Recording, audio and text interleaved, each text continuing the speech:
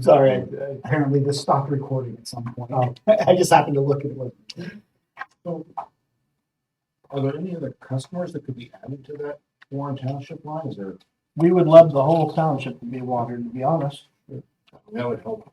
You know, if we're gonna spend the money on reducing line size, we could increase the volume of usage. That would also take care of your problem. Yeah, absolutely. Right, but we would have to invest in building. I can see extending that grid, from that colored area north up to 422 and get that entire neighborhood in Warren Township. That Meadowbrook area, if we could provide water there. Yeah, that was supposed to have been done about 20 years ago when they did the first piece. All right, but you're looking at probably, I don't know, $10 million project to extend those lines all through there. We might pick up, what, another 300 customers as a result? So About you gotta 900 balance that. 900 houses in that neighborhood, so. Well, That's what you're putting sewer to is 900 homes, so. Well, it's only 700 homes. And Okay, I that, thought and it was- that includes across that includes Gilmer on the other side of the river wrong too, about so, yeah. There's But only, Gilmer would love city water as well. okay, but there's about 600 in there. Well, getting it across the river would be another issue too, yeah. Push the line when they put the sewer in. It seems like to me, the largest expense, and we're basically handcuffed, is the bulk water. Is there any way to get a contract stabilized where either, I'm just throwing stuff out. It seems like every year they raise the bulk water rate. You guys really don't have a say in that. So is there any way we can negotiate something that either the percentage can't be over a certain percentage of an increase, or can we get a longer extended bulk rate? Can I take that? Make- I used to keep be, up. I used to be the president of the MBSC for 21 years. Okay. All I can tell you is the cost of purification goes up every year. The mandates that come in from EPA, the latest is PFAS. And they'll come in, they mandate changes, they give you no money for it. And according to the PFAS, we're in litigation. In fact, Trumbull County's in litigation to get money for PFAS remediation, but the price of purified water just keeps going up every year. It doesn't matter who's doing the work. And they're not going to agree to anything because all these contracts are based on what they're paying to Meander or what they're paying to the city of Warren or New Falls or whatever. And as their prices go up, your prices go up. And also, the way that the contracts with the suppliers are set is that they cannot raise our rate without also increasing the rate on their own customers inside the city. Is the way that works. So ours is always gonna be a multiple of what the inside rate is. And they can't just raise the multiple without raising that inside rate. And our water agreements are typically, they used to be 20 years apiece, but lately we've only been doing them for 10 years. I think the last three they're only 10-year agreements. That's correct. Right, so like in the southeast district, we're only paying 88% of the inside rate of Niles for that water, for the bulk water. It's because we got I think our southeast is using more water than the people in the city of Niles, that's why. But when we get up to the Howland doesn't have as many users. They charge us 1.12 times the inside rate for Niles to supply Howland. And to supply Mineral Ridge, there's even less users, so we're at what, 1 point? I'd have to grab I don't have it in front of me, but it's higher than, so the larger the district, that multiplier, it goes down. It goes down. Yeah. So, but a lot of them, Champion Bezetta, Mosquito Creek, the three agreements we have with the city of Warren for the three districts they supply, it's 1.4 times their inside rate. So when their inside rate goes up, and all the cities, they got hit with the same, a lot of increased costs here over the last few years since the pandemic. They had to increase their rates, their residents, and subsequently we get hit with the, an increase also, but they can't raise our rate without hitting their citizens also. So is there any way to work on that 1.4 multiple? I mean, that seems like we're paying 1.4 times what their customers are paying. That's, should be an easy spot for us to get closer if they're, So it's a monopoly, see, it's each of these districts, we were able to make that switch, here recently from Newton Falls to Warren. As a rule, though, these are monopolies, okay, the Southeast District used to have Aqua, and they went to Meander because Meander was cheaper. Now, it's just, that's kind of the way it goes, and those are really limited as to who can provide the water. Uh, The main issue that we did a study on years ago, I just, Tom Holloway and I talked about, it, is that one of the real ways you could do it is to do, currently the Meander Water District is 6115, which is 6119, which would be a regional water system. That's something we've talked about for years and never pulled it off. All right, but the city of Warren is the only one that just charges us a flat 1.4. City of Niles supplies 3 of them. We got varying rates based on volume. I think we negotiated well with them. City of Warren is just a flat 1.4 across the 3 that they provide, and Newton Falls is supplying the 7th one out there in Braceville. So when we supply Newton Falls with Braceville, we're probably going to combine those 2 public water systems. So Niles is going to supply 3, and Warren is going to supply the other 3. Now we can work on that 1.4 the next time one of their contracts come up and see if we can get that reduced. But Rex, what do you think our chances of that are? Well, the bandit in the room isn't everybody else. It's the member cities. That, float the boat on the outside. Yeah. And that's robbery. Some state legislation and the rest, because these cities, they can automatically tack on 40% in the sale of water. And that's in some statute somewhere. That needs change. The townships, the county needs to purchase that water for what it's worth, not some arbitrary number. Okay, we work this out, but we're going to tack on 40% because we have buildings to do. That's bullshit. Right. Liberty is the worst. Oh, I know. Liberty's a joke. This guy here. Liberty's. $20.12. Yeah. You gotta kick around $9 and go all the way up to $11. Yeah, Gerard, $30.12. You sell the water to, now sells the water to Gerard, and Gerard, it just keeps going up, it's- Technically, Liberty should be the same as customer. So it's the same purchase price that you get from Niles. Well, the argument is you're not maintaining the lines in the township. So why are you putting on such a, 40%, you're right, it's ridiculous. Well, it was Gerard. I know we had an issue. That transmission line going into Liberty. That line was deplorable. They kept on saying maintenance costs. There were breaks, there was hydrants not working. There was all sorts of issues. And they were hanging their hats on maintenance costs. That's why it's so expensive.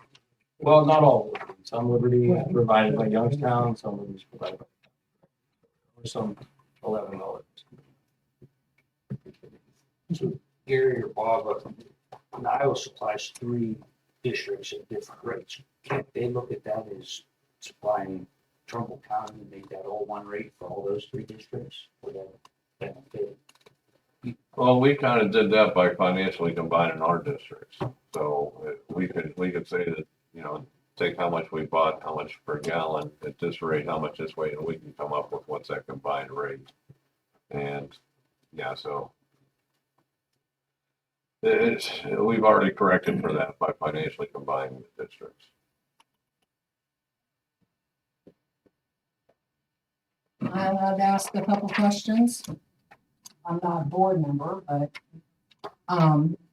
so the water that has to be, the bulk water that has to be wasted due to water quality issues, and, there's no return on that, that's completely in the red. Has that been tracked historically? How much Yes. is Yes. involved? It's a lot. Okay. And then, because I know that that there was an issue with that in Braceville, correct? Before that district was built, that there was an issue with having to flush in Braceville at a dead end, large dead end line. It's still an issue in Graceville.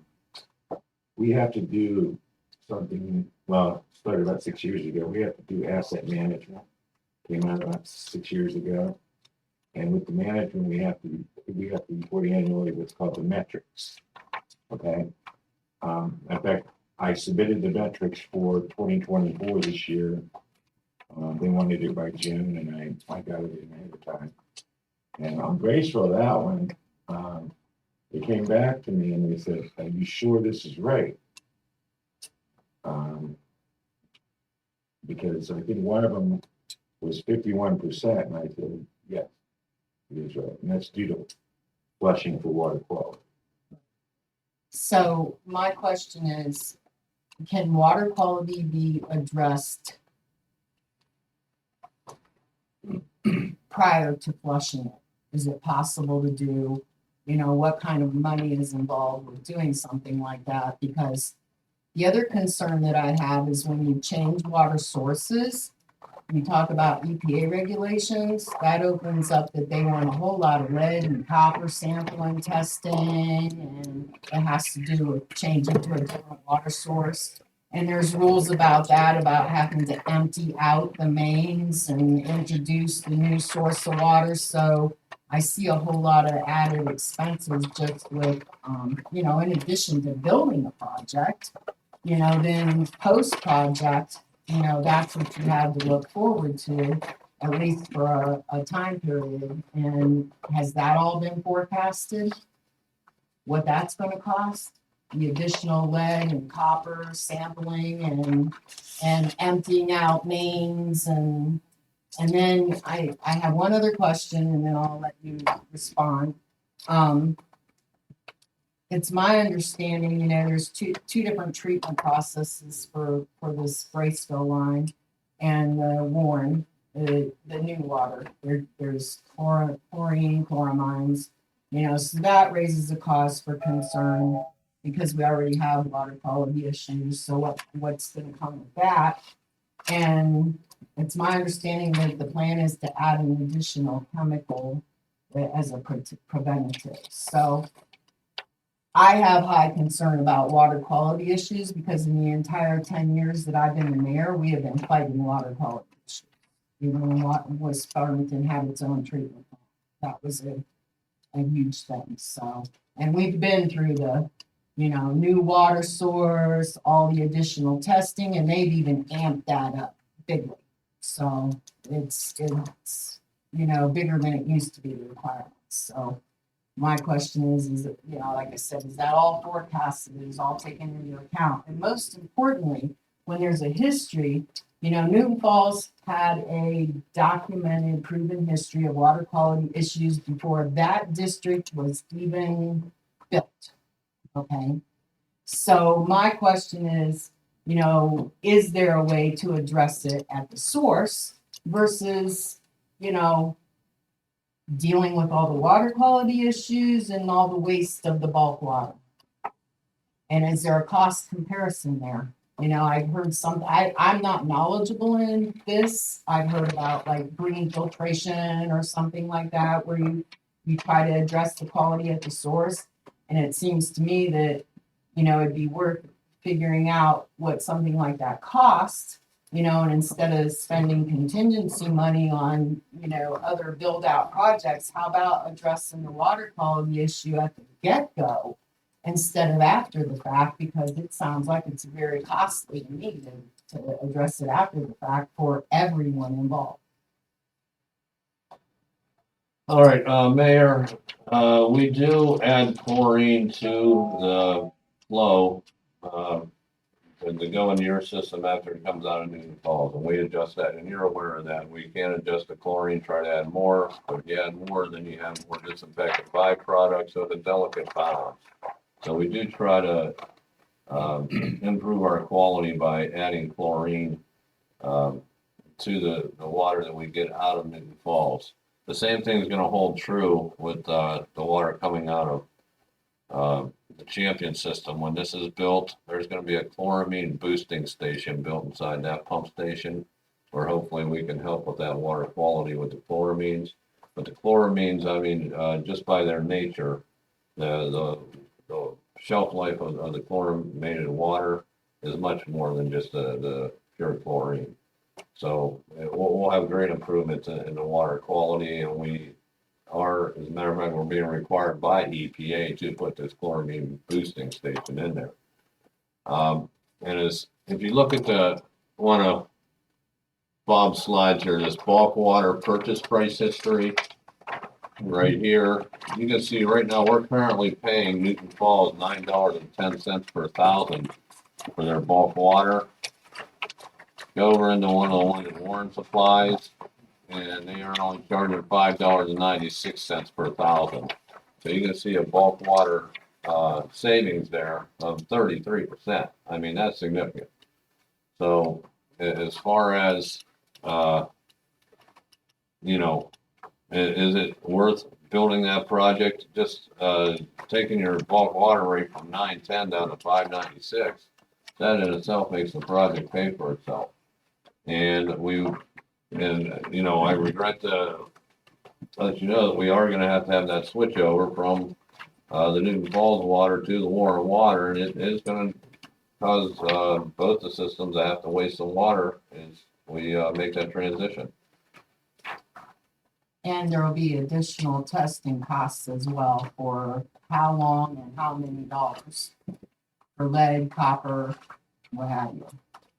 Is that? Ron, should any lead and copper requirements be increased as a result of switching over the water? I mean, Yes, they're going to require an additional 20 samples.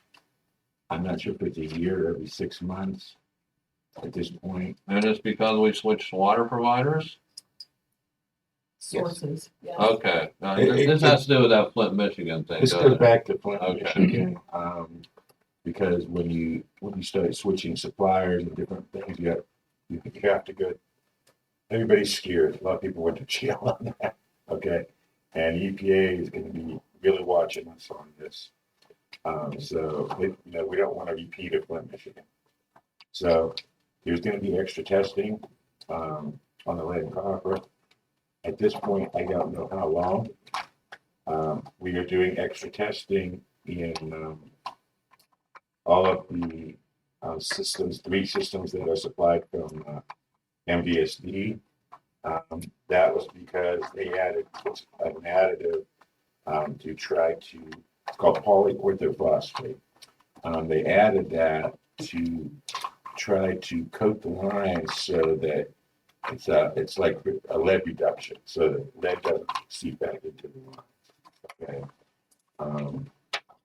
I'm sorry, Ron, is that the chemical that is intended to be added to be a preventative measure to the new water source? Am I understanding you correctly? It's possible. Again, there was 2 reports done by a professional consultant. The one that talks about the chloramine boosting. The second one is the corrosion control study. I haven't seen the final report, and it has to get submitted to the EPA, but it was mentioned in the report that there's a possibility that polyorthophosphate will have to be added. And it's a very slim possibility. No, is that Barb in Canadian report? Uh, Could you provide her with a copy of that? Can you give her a copy? Well, I'd like to get the final copy. Okay. All right. Okay, and what happened in Flint, Michigan? They changed that water provider. There's a lot of coating inside the buildup residue inside your water pipes on the inside. They changed that water provider and all that stuff scaled off. And that was one of the problems they had in Flint.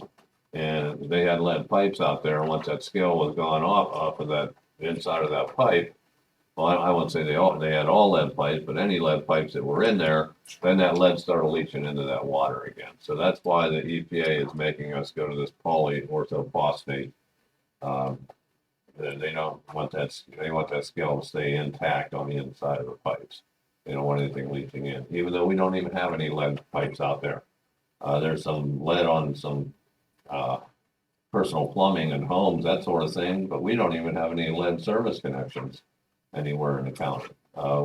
We have no lead anywhere in our system. But the But the lead and EPA coppers have to be collected from property owners, Right, right? yes, so the lead plumbing could set off an alert on a lead copper test that we have to do, but it's not gonna be as a result from our public water system. It's gonna be something on, the property owners and his plumbing, if they have lead in there. Would it be cheaper and safer to just flush out the quote unquote leaded pipe area and not risk putting a chemical that may or may not be hazardous to people throughout the rest of the system? Well, to get that scale off of there, the EPA doesn't want us doing it. So Yeah, do you have to completely drain the mains to switch to a new water source? No, you just, basically, you're gonna be, flushing them out and trying to get the, chlorine water out and get the chlorine water. And that, as you do some flushing, like, in your system, you would do it on the outskirts mostly. And then by checking the chlorine residual, you'll see the difference once you've got the water changed over. the idea is to take the new water, the chlorinated water, and use it to push out all your chlorine water. So it is gonna have to be wasted, I'll ask a separate question. yes, I assume more customers helps the system. yes. On your bulk water purchase history that you were referring to earlier, the second one on the top where it says Trumbull County Southeast PWS, Yes, is that the one on this map that says Ford PWP system, MVSD with the airport, or is that a different system? no, like I said, that's the southeast district, Okay, but the southeast district comprises the Fort Township, the Brookfield, and the Hubbard, the three sub-districts. So everything pretty much, So that one that I east of referred- 11 is the southeast. This is Oh, I all southeast here. okay, so that's And not then- the southeast in Miami. Yeah, the southeast, Vienna Vienna is part of the southeast, the Fort Township is part of the southeast. Can you push water south towards Liberty and take over all that yellow? I tried, as a matter of fact, I made an attempt to do that. We tried to, make an offer to the city of Girard to take over their system, and, they just wouldn't play ball with it. Well, I'm sitting here doing the math of $4.40 times how many customers are there and how many linear feet of water line is there. It's quick math, but in the long run, it makes a lot of financial sense. All right, well, that's the, how much we're paying the bulk water supplier. That's Right, not and then necessarily you our collect rate. $11.70 off of those Yes, customers, that's a $7 increase yes, per customer in perpetuity for however many feet of line. yes. Yeah, but I do sympathize with the people out there in Liberty Township that are Girard outside customers. And I did everything I could to try to give some relief down there. Maybe we'll And, finance it. and there is just nothing, the county's hands were tied on that. So you said that you tried with Gerard. So who owns the lines? Are those Gerard's lines? Is that why you have to find that off? As a matter of fact, per the Ohio Revised Code, we actually own the lines, but it's their public water system. So, We yeah, own the lines, but they operate. Okay. yes. And they paid to put them in, So they paid to put it in. yes, yes. For the most part. And the one question that I still wanted to know is there a way to address water quality issue at the source instead of after the fact? Well, Is there a way to do that? Can I answer that real quick? The source, you gotta keep in mind, the county is not in the business of purifying water. The source would be the water purification plant. And those are owned by MVSD, city, So when the Braceville district was built, there couldn't have been something planned in that project to address the water quality issues that were known to be there. we can't dictate that. Yeah, well, that's why we're switching, getting rid of Newton Falls. We know their water quality wasn't that great.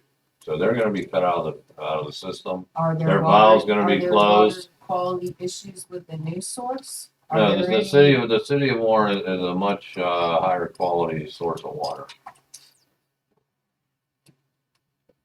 Truth of the matter. is, Right, I get that, I And understand. I had a conversation with Ohio EPA and a conversation with people in science. That blueprint to prosperity water project came out of New Fall. Number one, there was never a feasibility study done for that. Looking at New Falls and seeing what kind of water quality would be provided for that. That was a general plan called for that water come out, we're 22, and state road.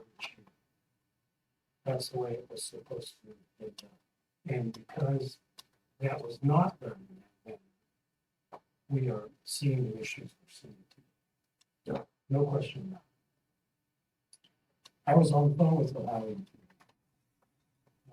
I told them in Champion, we built that storage facility on Mahoney Avenue.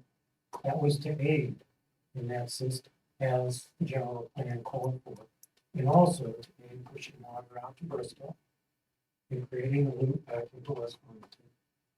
And that's why it was sized to wing down. And by issuing the permit to allow it to come out of Newton Falls, you kicked millions of dollars to the curb in the design of that elevated tank. You know what they told me after allowing a conversation with 3 members of the Ohio EPA? Mr. Fee, you seem to know what you're talking about, but you know there's something else involved in this. I said, well, what's that? Politics. That's the line I should. Yeah, Politics. all right. You were paying for it.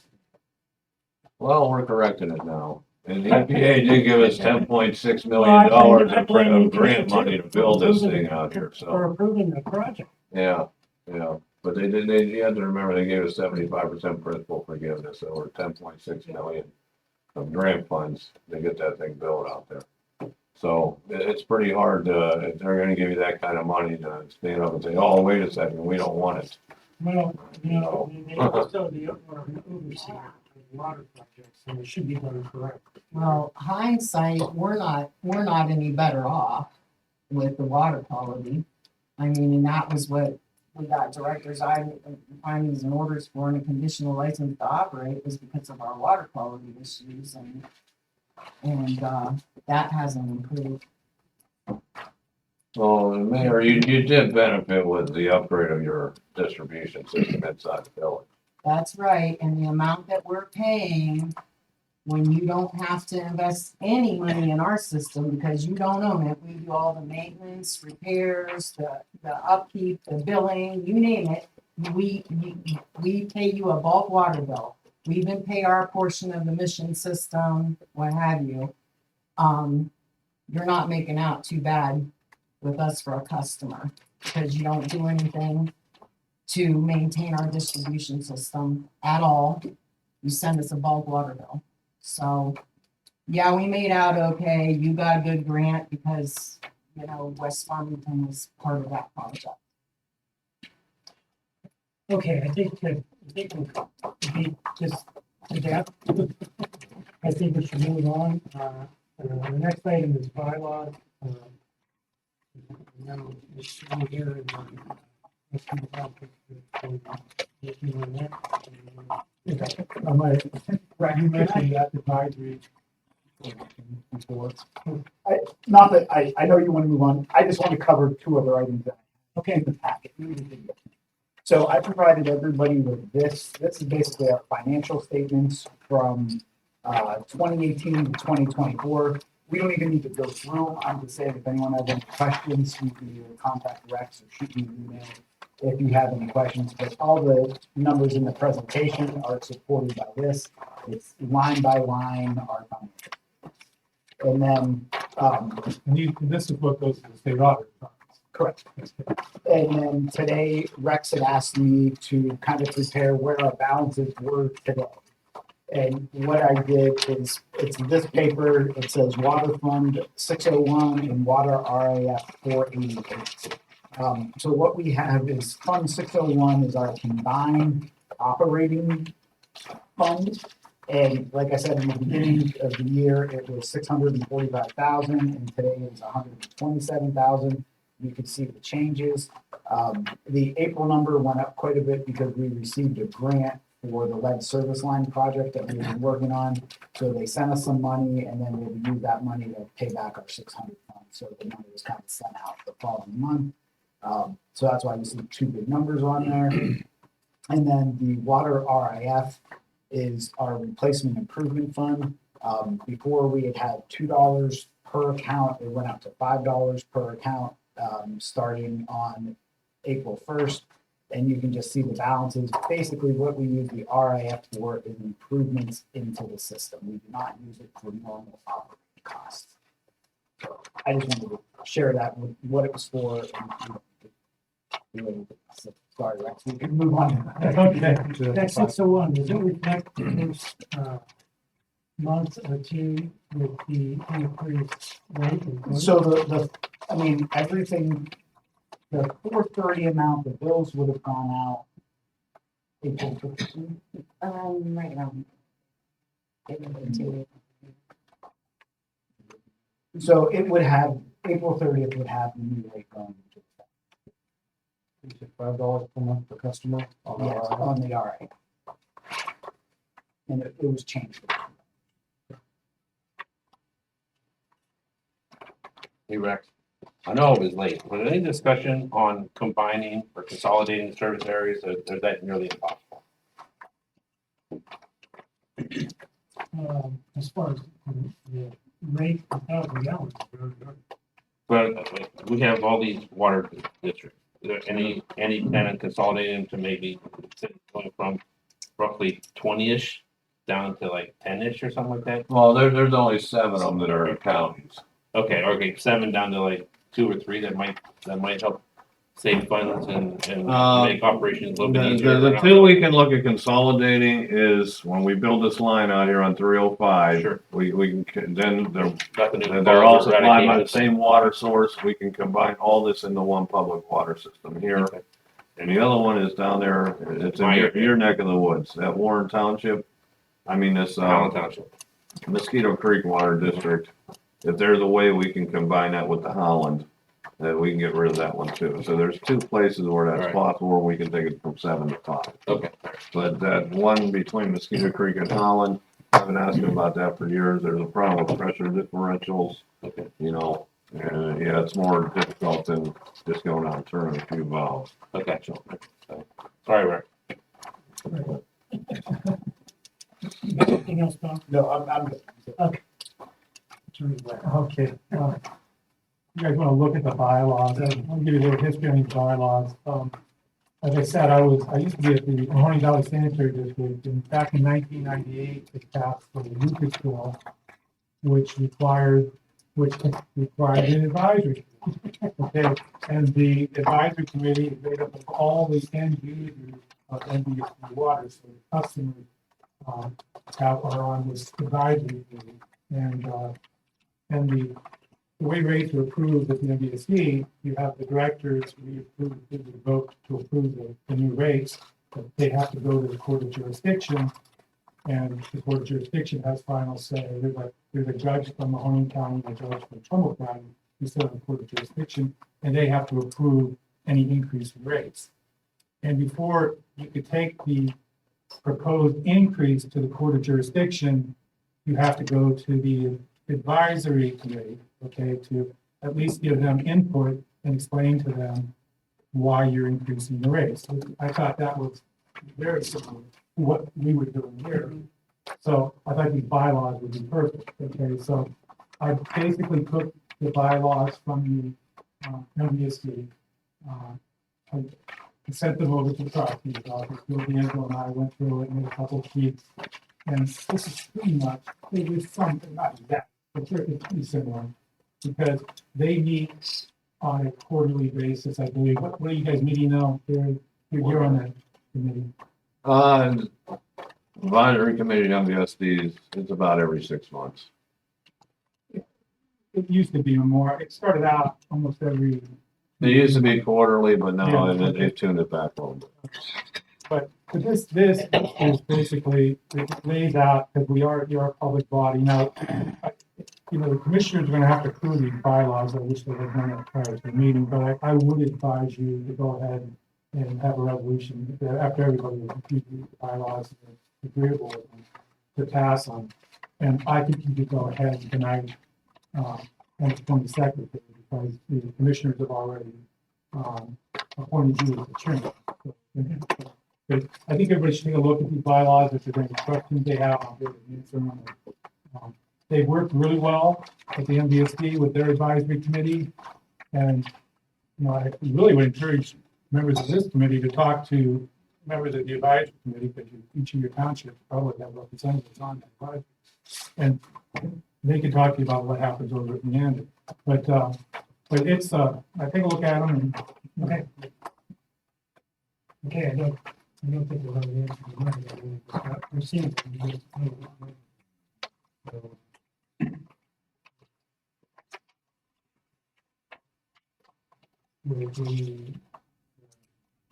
Well, I guess I would share, so Attorney Blair drew them up, we sent Danzo made some, and Matt and Bill had some discussion, and I believe Bill sent them to the commissioners to have them approved, and I'm not sure why they never showed up. So when I talked to Bill today, I mean, I think he was more inclined to have them approved, I don't want to say as is, but well, and I'm saying if you guys need a week or two to review, and then you could let me know, I'll just make sure it happens, because I don't know why.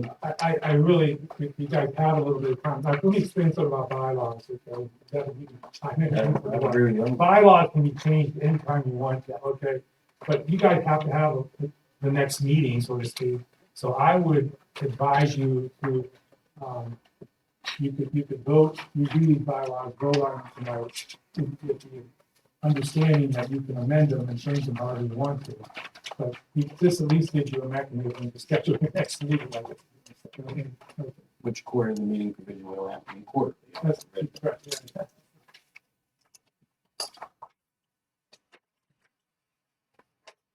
I wanted to take a.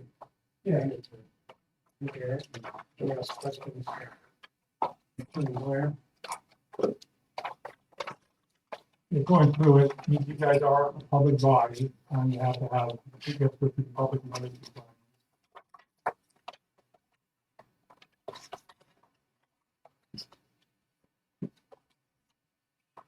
Which all of us in the room, most of us are in some capacity of public official, that their sunshine Right. rules right there. Yeah. The meetings is stating very clearly, our obligation to be quarterly, we're obligated to be special meetings.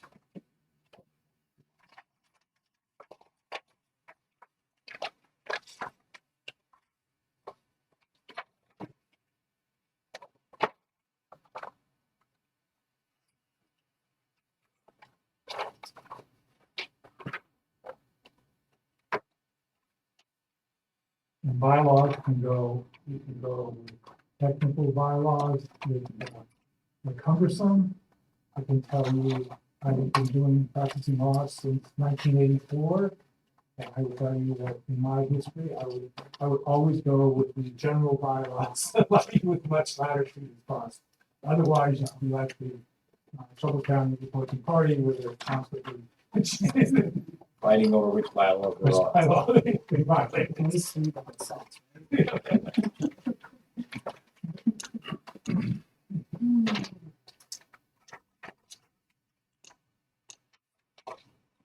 Unless I'm missing it, is there something in here that states we have to place in the paper or some type of public? It's in there. It's in there, It's okay. in Page 2. And I think whoever you appoint as a secretary, you have to work that out as to who they work with. And whether it's in the commissioner's office, because technically you're their advisory committee, not our advisory committee. But if they choose to have us help you out with it, we're fine with comment is, so we've been doing it as seven districts, excuse me, and we're already talking about combining districts, so we just scratch the seven and leave the rest of it. Because we discussed it, I don't think what's gonna happen. Well, I think the Southington and Braceville, or the Braceville and Campbell. Let me explain something. To you. So much of this is dictated by the Ohio EPA. Okay, it's not like it would take some time. And I think what we would do at that point is we just simply amend it. I'm identifying them because I think that if we get an EPA audit or something, I think we need to at least say what addressing the audit.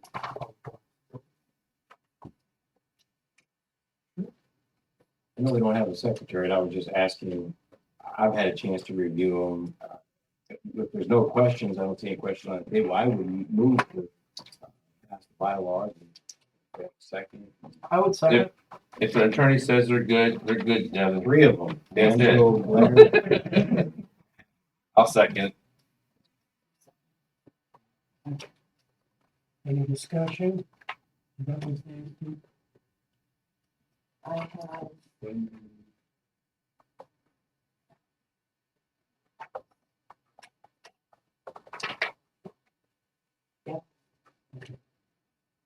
Roll call? Trustees. All in favor? you. Yes, I'm sorry. It's all what your condition. Oh, well, what about all opposed? Are you, I said all. oh, okay, okay. He just thought.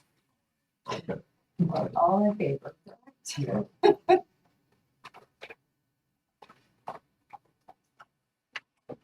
All right. Anything else? That's the point seven. Yes. Well, I understood Bob early on. Gabe, would you be willing to be the secretary?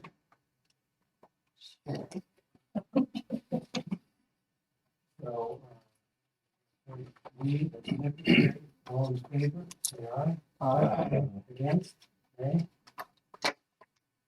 Unanimous, Gabe, you're it.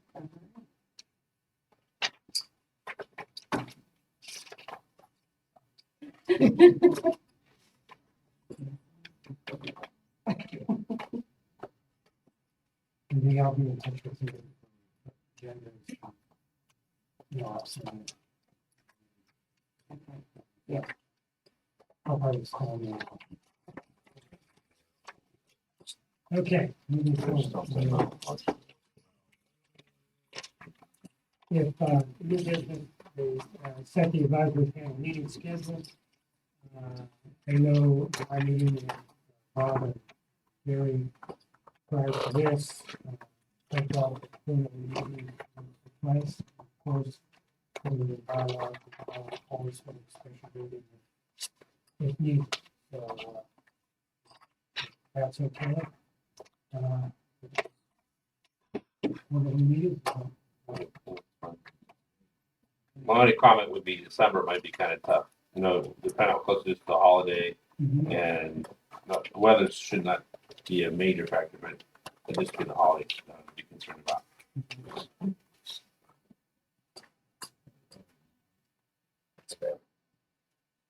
Yeah, the first week of December or so would probably be better, but then, you know, running it Thanksgiving, you know.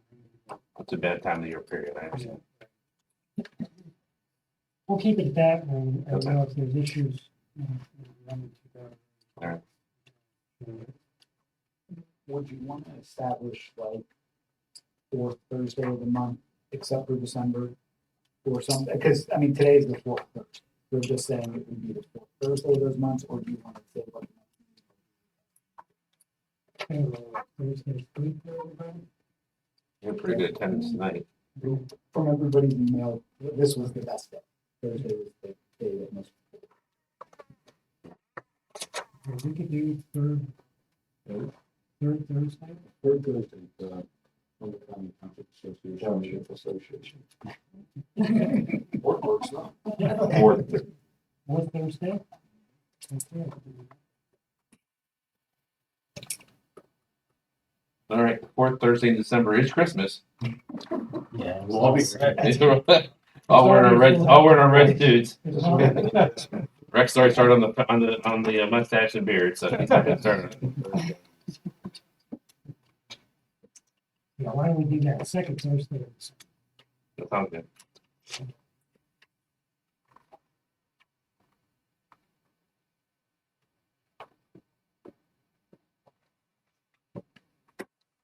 So it's the fourth Thursday except for December.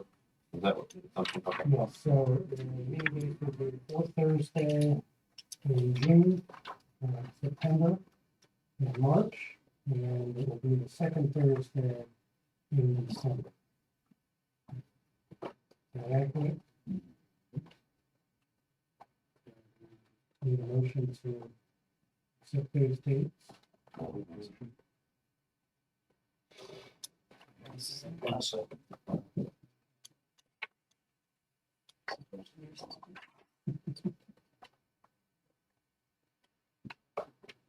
in favor?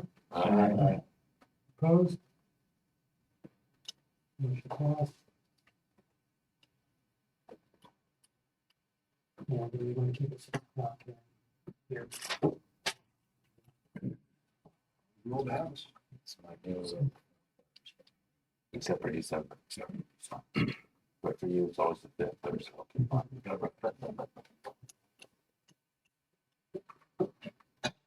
Okay, the remainder of the agenda, I think some of these things we sort of touched on through the first part of our discussion. Financial advisor discussion. So I guess this is really from me, what MDSD, the city of Youngstown, the city of Niles, they've all brought on, whether it's a rate consultant, a financial advisor.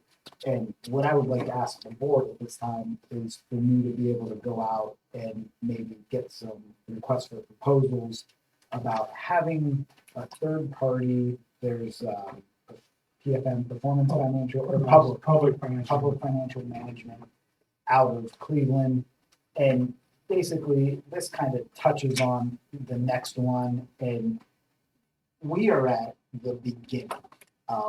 It felt like a long month or a long year talking about rate increases, but the reality is, and Rex has shared it, it's kind of always been a touchy subject to do water rate increases, any utility rate increase through the Board of Commissioners.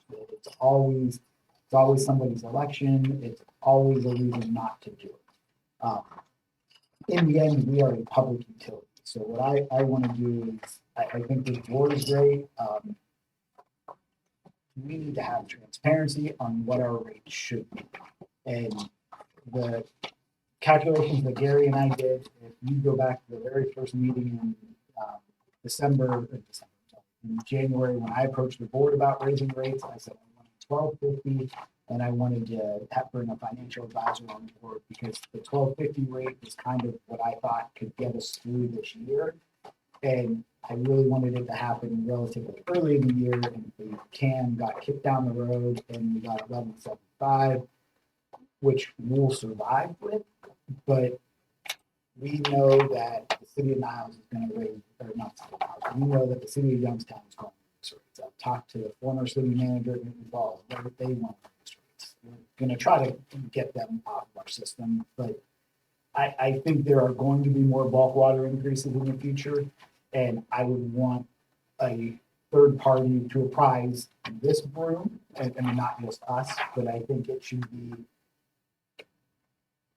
I told you we have 127,000, we should have 2.5 million. I think that needs to be understood by everybody, including this room, the commissioners. And I'm not saying the rates need to go up. I'm just saying there's things that I think need to be put out in the public, and having a firm that would do that is something I would like to at least explore. And I'm asking first for exploratory only, and seeing what everyone's thoughts are. What does something like that cost though? Well, that's why I'd have to get a proposal, because obviously. I didn't know if you had an idea. And I don't. And because I would talk to some local communities, find out who they use. I would bring them in, talk to It them. would seem if we were broke, it would be kind of not, Might be more broken. do we have authority to do that as this board or financially, or would that have to be? Well, the commissioners, I don't think would allow it, would pass that resolution without a recommendation from this board. So there is, I mean, basically, we're gonna cover a couple other things that we wanted to increase the rates on today, and the commissioners told me no till we talk to you about it, talk to the board about it, so we're taking it kind of the same way of, if I went to the board and said, I want to do this, they're gonna ask if I asked you. So I'm not saying to do it today, I'm saying if you say it's okay for me to look, I'll go out and look, I would present it to you first. You know, when 3 months from now, we'll have plenty of time to do it, we could look at it and, you know, go from there. Even the selection of who we use could come from this. So this advisory board is basically a non-political body that would support a race, so therefore the commissioners can't say, well, it's on this guy, it's been recommended by this advisory board and this outside advisory board that we should raise rates, therefore get two bodies outside the commissioners. Is that kind of way of saying that? Decision. It's still their, it is their decision, but I would take it as that's. Okay. That's It's a lot easier to make a decision. Like I work with public financial management. What they do is they come in, they have a PowerPoint. We talk about those lines in Brookfield. Okay. If you had public financial management, those lines would have been addressed 10 years ago. Okay. They come in, they do a thorough review. These are all PhDs basically. They come in, they take a look at your system. They take a look at what needs to be done. They put together a 5-year, 10-year, and 15-year capital improvement plan.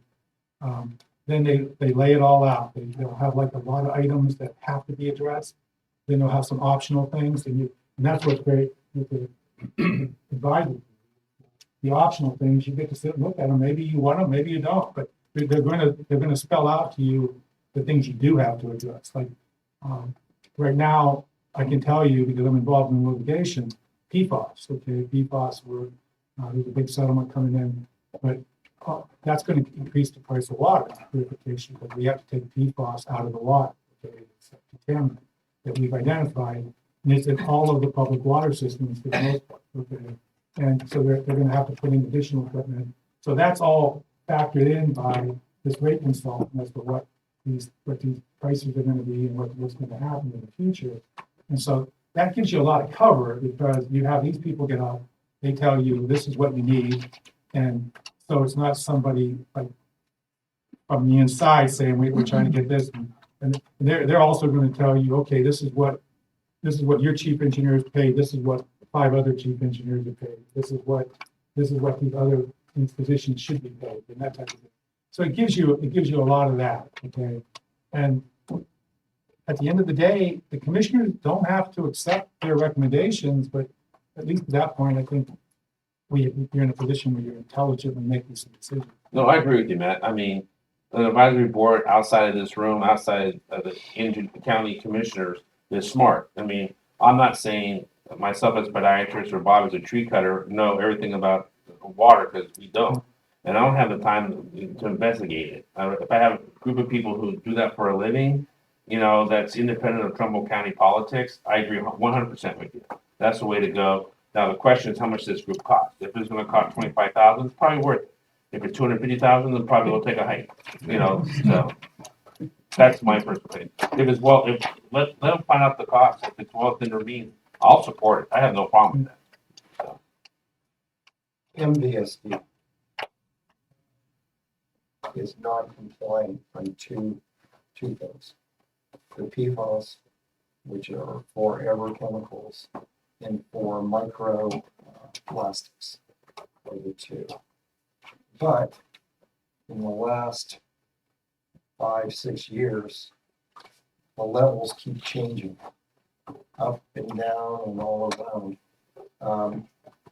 Here in Vienna, we're always concerned because one of the PFAS that's used quite a bit, and those of you who have used the air base, the MOUs with the air base, it's in the phone.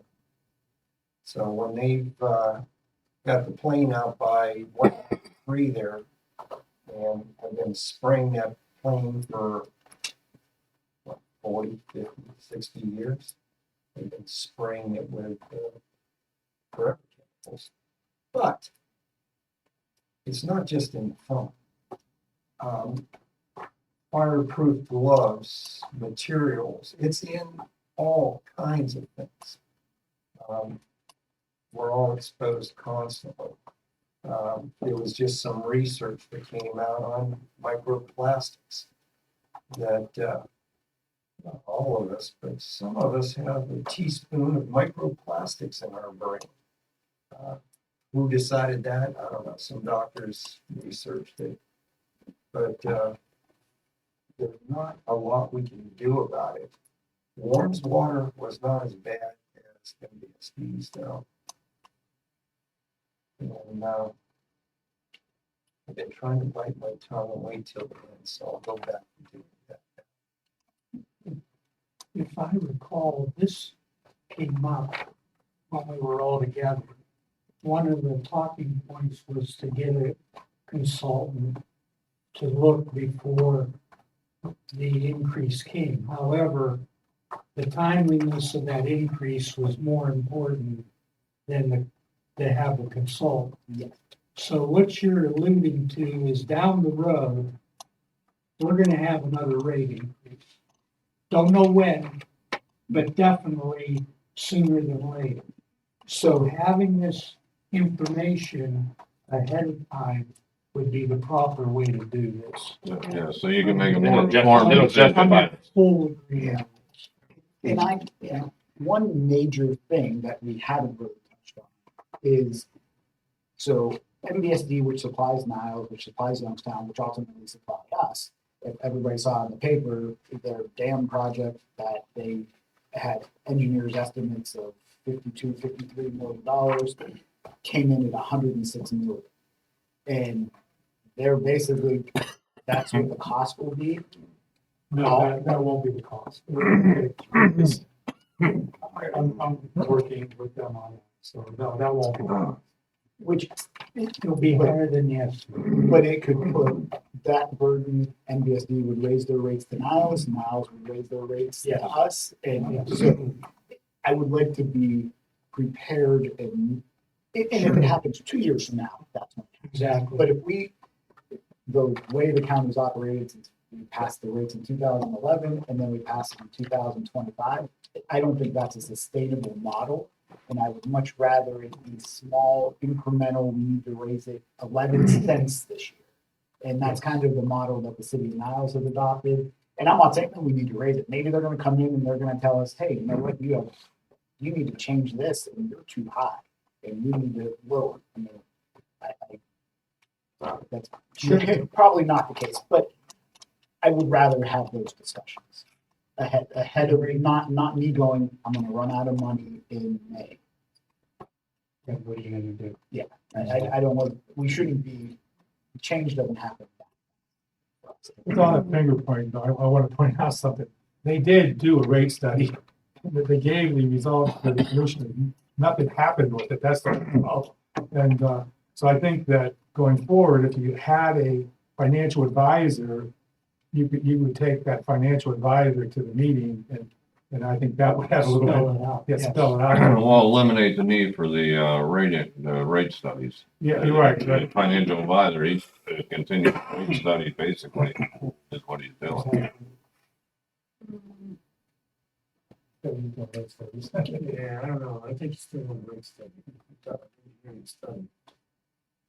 Now, well, I was thinking that financial advisor, he replaces the need for a rate study, but we'll find out. I'm not exactly sure what all the duties of the financial advisor, what it would be. Engineering.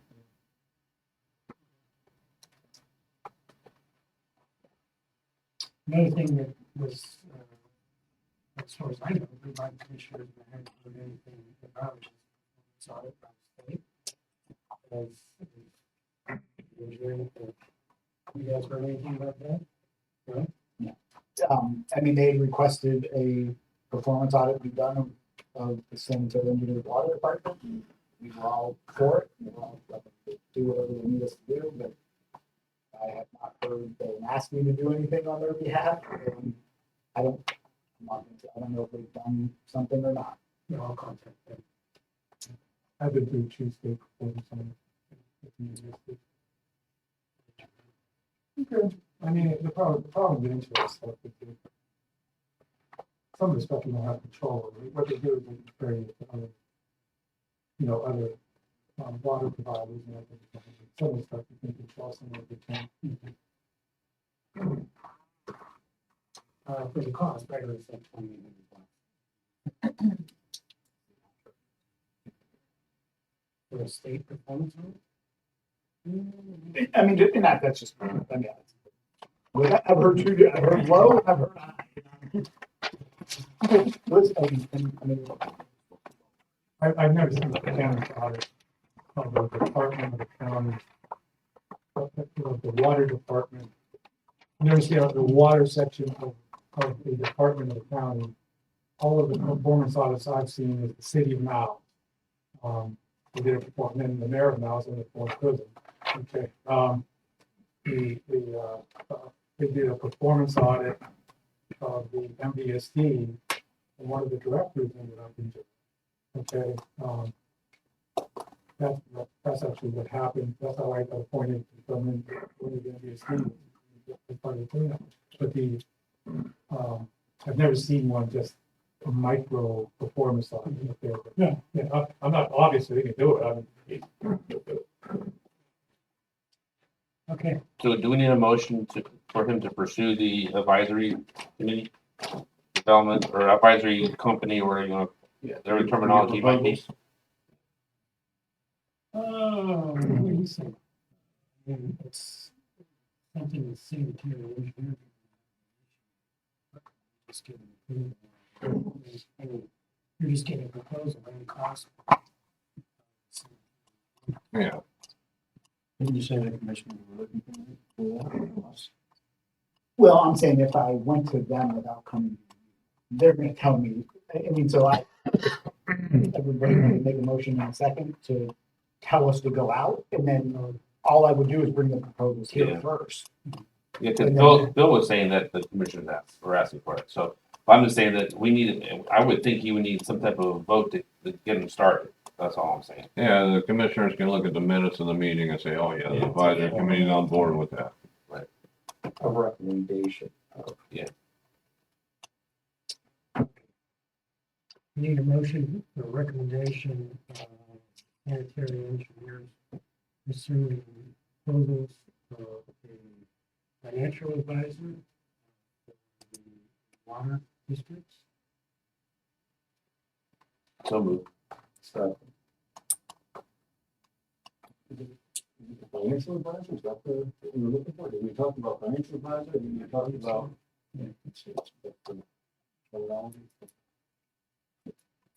We have a group of smart guys who's gonna give us advice. Names to I have, well, Paul, I'm not sure. Okay.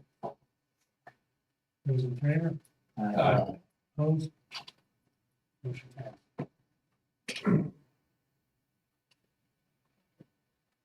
Pass-through rates, no, All right, yeah, I want to address this one, Rex. In this department, back before 2015, whenever one of the bulk rate suppliers increased their bulk water cost to us, we would take a rate to the commissioners and get that penny for penny increase put on the agenda. So even though if you look at the rate table that Bob gave you saying, oh, the last time we did a rate increase was 2011, and it went through 2015, there were also some pass-through increases along the way also on those. And when Rex was relieved here and somebody else came in, he got rid of those. And that's one of the reasons we got in so far in the hole with the bulk water costs. No, I'm saying, yeah, after you left, we didn't do the pass-through increases anymore. And it was somebody else's decision on that we weren't doing the pass-throughs, and that's what I'm saying. That's how we got so far behind with our finances, because we never did these pass-throughs. So, just so you know, even though we are at the 11.75 rate now, if I were to get something from the city of now saying, oh, we increased your bulk water rate by 7 cents per thousand, that I would expect to be able to come to this committee and let you know, hey, we want to do a penny for penny pass-through increase to our customers for the same amount. So, So how would we do that now with combined rates? Would you just divide that by the?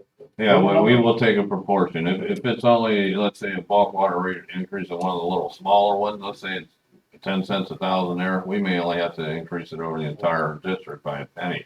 Well, we'll do that prorated and see how it affects. So it affect the whole, everybody, if one of those pass through, there's no way, that's the way you wanna do it? Yeah, Does that seem proportionate that, somebody in the southeast one's gonna be penalized to have to pay more when it's really not in their area? Then you're breaking it up back into districts like it was, so it's kind of. all right. We have a- We want one county rate constant across the entire county. So if one of them gets increased by 10 cents here, we may have to increase everybody. I thought that was already passed at the last 5 meeting. cents. But I was just making you aware of that these are the kind of things we will be bringing to you for these pass-through increases to let you know that, they'll be coming. Because I think, Doesn't, one have a history of increasing more often? I think they have, don't they have somewhere, they already put out what their increases are gonna be pass-throughs through the next few years. I thought I saw something. They did put something out. Yeah, so we know that every year for the next so many years, their inside rate is going up. They're on a gradual increase now. We're gonna have to make this pass through here in order to just break even. That's a perfect example, right there. It's automatic. So how, if you don't have additional expenses, why should your rates be going? So those are the kind of things that's why we do need legislation. Okay, you just said, I'm all for, okay, fine, if your costs are going up, you have to increase your rate. If you're just gonna increase your rate and not have to justify the increase in rate, I just think that's the problem. So do we need to invite Representative Santucci and Thomas to our next meeting? Do we need to have legislation to change this? 40%, so another thing you guys should be able to. Do we want to have a few more meetings first, or we want to get them involved? Well, it's quarterly, so you got plenty of time to get involved. Casey and Sandra and Alfred. If you would get the pass-through rates reestablished, then there really wouldn't be a reason for flat-out rate increases then? Am I thinking right then? Absolutely. I mean, as long as we control our costs. Now, I mean, like, the labor costs could go up because of the union contract, or cost of materials goes up. Sure. But that, it would be, if the Not- pass-throughs were through, I mean, it wouldn't have not been anywhere near what everyone had just gone. I mean, no, it wouldn't, if we're covering our bulk water costs, we can operate and control a lot. These pass-through rates have to be legitimized by somebody in this office or on this committee, because I've seen with City of Warren, I'm sure some of you heard this story. I was reviewing them one time and I was looking at the line items, and there was a salary for an individual in the City of Warren that worked for Packer Music Hall, included in the rate that they calculated for the bulk increase. See, but, well, I would say that's sewer. Can I Because get the water would timeline just right? be 1.2 When did you or stop with the 1.4%. pass-through? What year? Yeah, 2015. Yeah, and you combine 4 years later. So it was before the combined. Yes, yes. I just was trying to make sure I got. But if the pass-throughs have continued, You wouldn't we be in the hole wouldn't you're even in be in now. this room. You would have the 2 million instead of the 1. Right. Right. Yes. Yeah, so, I mean, at least my understanding would be, when you're talking about sewer costs, we get, like, Warren used to, we paid a percentage of, like, so they sent us all their costs and we did. they've now put us on a percentage of their inside rate for sewer, but water, we've always been on a percentage of, like, we don't get anybody's costs. The city of Niles tells us you're at 88% of our inside rate. So they're not telling us what any of the expenses are. They're just charging us 88% of their inside rate. You see the problem there? Well, 88% is wonderful, actually. So if I could get everybody at 88%, that would be a happy camper. The 1.4%, and I think having the state reps come here, like that, I mean, that's Trumbull County's biggest problem is the It isn't prices only, that, it isn't only Trumbull County. Yeah. It's state. no, I, Townships, the gap, Mhm. no, and terrible. And it's all, if you notice, City One has done a number of improvements that are cost to their water. You know, they're starting to replace red lines. They did a major replacement of water lines down on Plymouth Avenue. And what are you seeing from City of Warren? We're gonna get some money out of outside users so that we can get this done. What's the city of Warren doing down there on Highland Avenue, putting that big tower up, water tower? What, in Lordstown? Is that Lordstown going to Yeah. the battery plant? It's going to Okay. Second Electric. So, Oh, you're talking about the energy center. Okay, yeah, it must be that. Highland Avenue. Yeah, well, we're not involved. The village of Lordstown has, inside their borders, that's all village of Yeah. Lordstown public water system. We don't have any. Is that Lordstown right We there have no on Highland involvement Avenue? inside the village. it's that's actually Warren. Warren Township. That's Warren Township, but that's a, It's feeding that Yeah. line out there. they're putting that water tower inside that building on that corner lot. I think It's a pump station. Oh, that's a pump station. Strictly pump station. Yeah. You said there's currently, there's part of the code that allows the cities, allows them to charge above and beyond. Can you find that portion of code, so if we have representatives here, we can discuss exactly what we're talking about? Oh, yeah. Okay, we- Believe me, when I was fighting with Gerard, they were waving that in front of me all the time. So that we have that. Yeah, we'll get it. Yeah, sure. So, as far as pass-through rates, you don't need a motion or anything. No, we don't need anything now. I just want to brief you on that. I'll also say, talking about state representatives, is that Howland's gonna be meeting with Santucci next week. We have to do some, I'll bring this up, but I think if you call Nick's office, he can have a meeting with, with the township officials. So, I mean, it took us like 4 months to get it scheduled, I'll give you that much, but at least he's meeting with us, so, at least his door's not completely closed, so just to give you guys some ideas, you can have a meeting. We'll call you on your drive back from Columbus. On his way to his parents' home. So yeah. No one. He's always on the way home. Okay, further discussion on increases from suppliers, we touched on did that. Right? Yes. Okay, other rate discussions, West Farmington / similar customers. Yes, I'd like to brief the committee on this. There is in your packet there, you'll see the West Farmington, water agreement with the county. When we built the blueprint project, we went into a service area agreement with the village in order to supply them with bulk water. And unlike the cities, we actually did it fair. We just want to break even. What we have is that, our cost and they take the proportional share of that cost. If you look back in,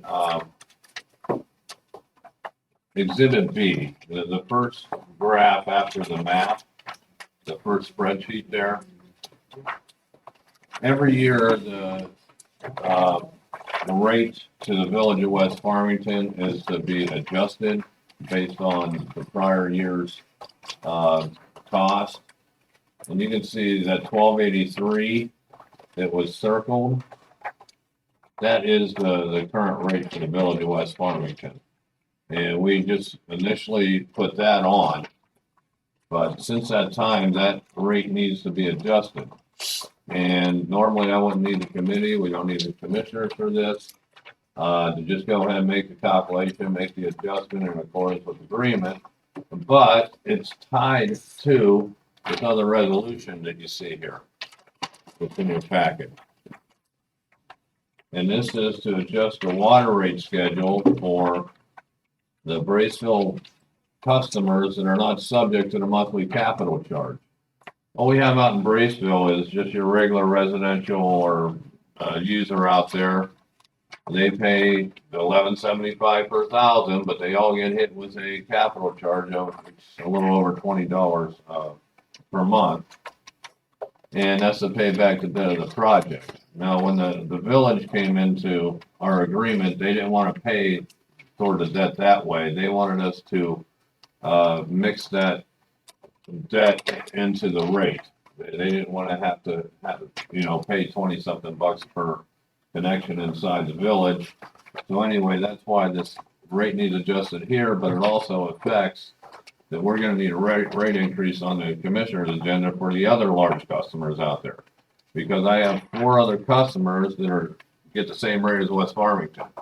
I got Southington Estates Mobile Home Park, Southington School, the Highway Patrol Barracks, and the chicken farm on Hunter County Line Road. These are big customers, and they don't pay the capital charge either. They pay the same rate as West Farmington. So I'm gonna make the calculations and determine what the adjustment is that we need for the village, but at the same time, I'm gonna need a recommendation from this committee to this resolution to be able to adjust the rates for all the customers, the 5 customers out there that aren't subject to the monthly capital charge. And I will have these figures available for you for the September meeting, but I'm just giving you a heads up on that now.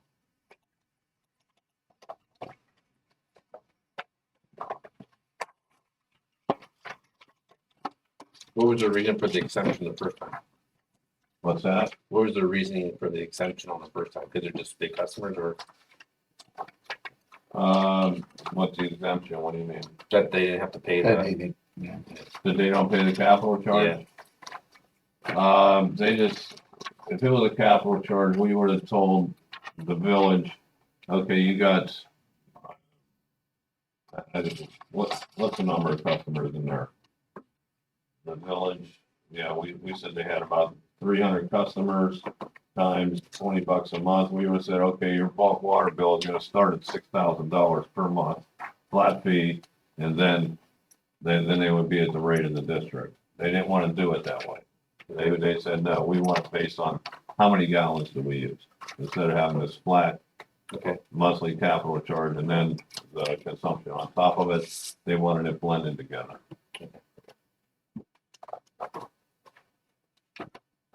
Is the chicken farm in there also? Yeah, the chicken, this resolution was before the chicken farm came online, but they came online, and we got an agreement with the chicken farm that they pay the same rate as West Farmington. How many SRAs are there? He just had another third barn out there, so he went from 50 to probably 75 now SREs. Yeah.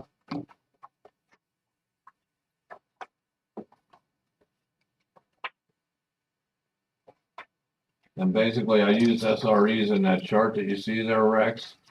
But all it is it's basically just a percentage. If Village of West Farmington takes 30% of the flow from the district, then they pay 30% of the debt, and 30% of the O&M, 30% of the administrative. And that's basically what this chart is adding up right here.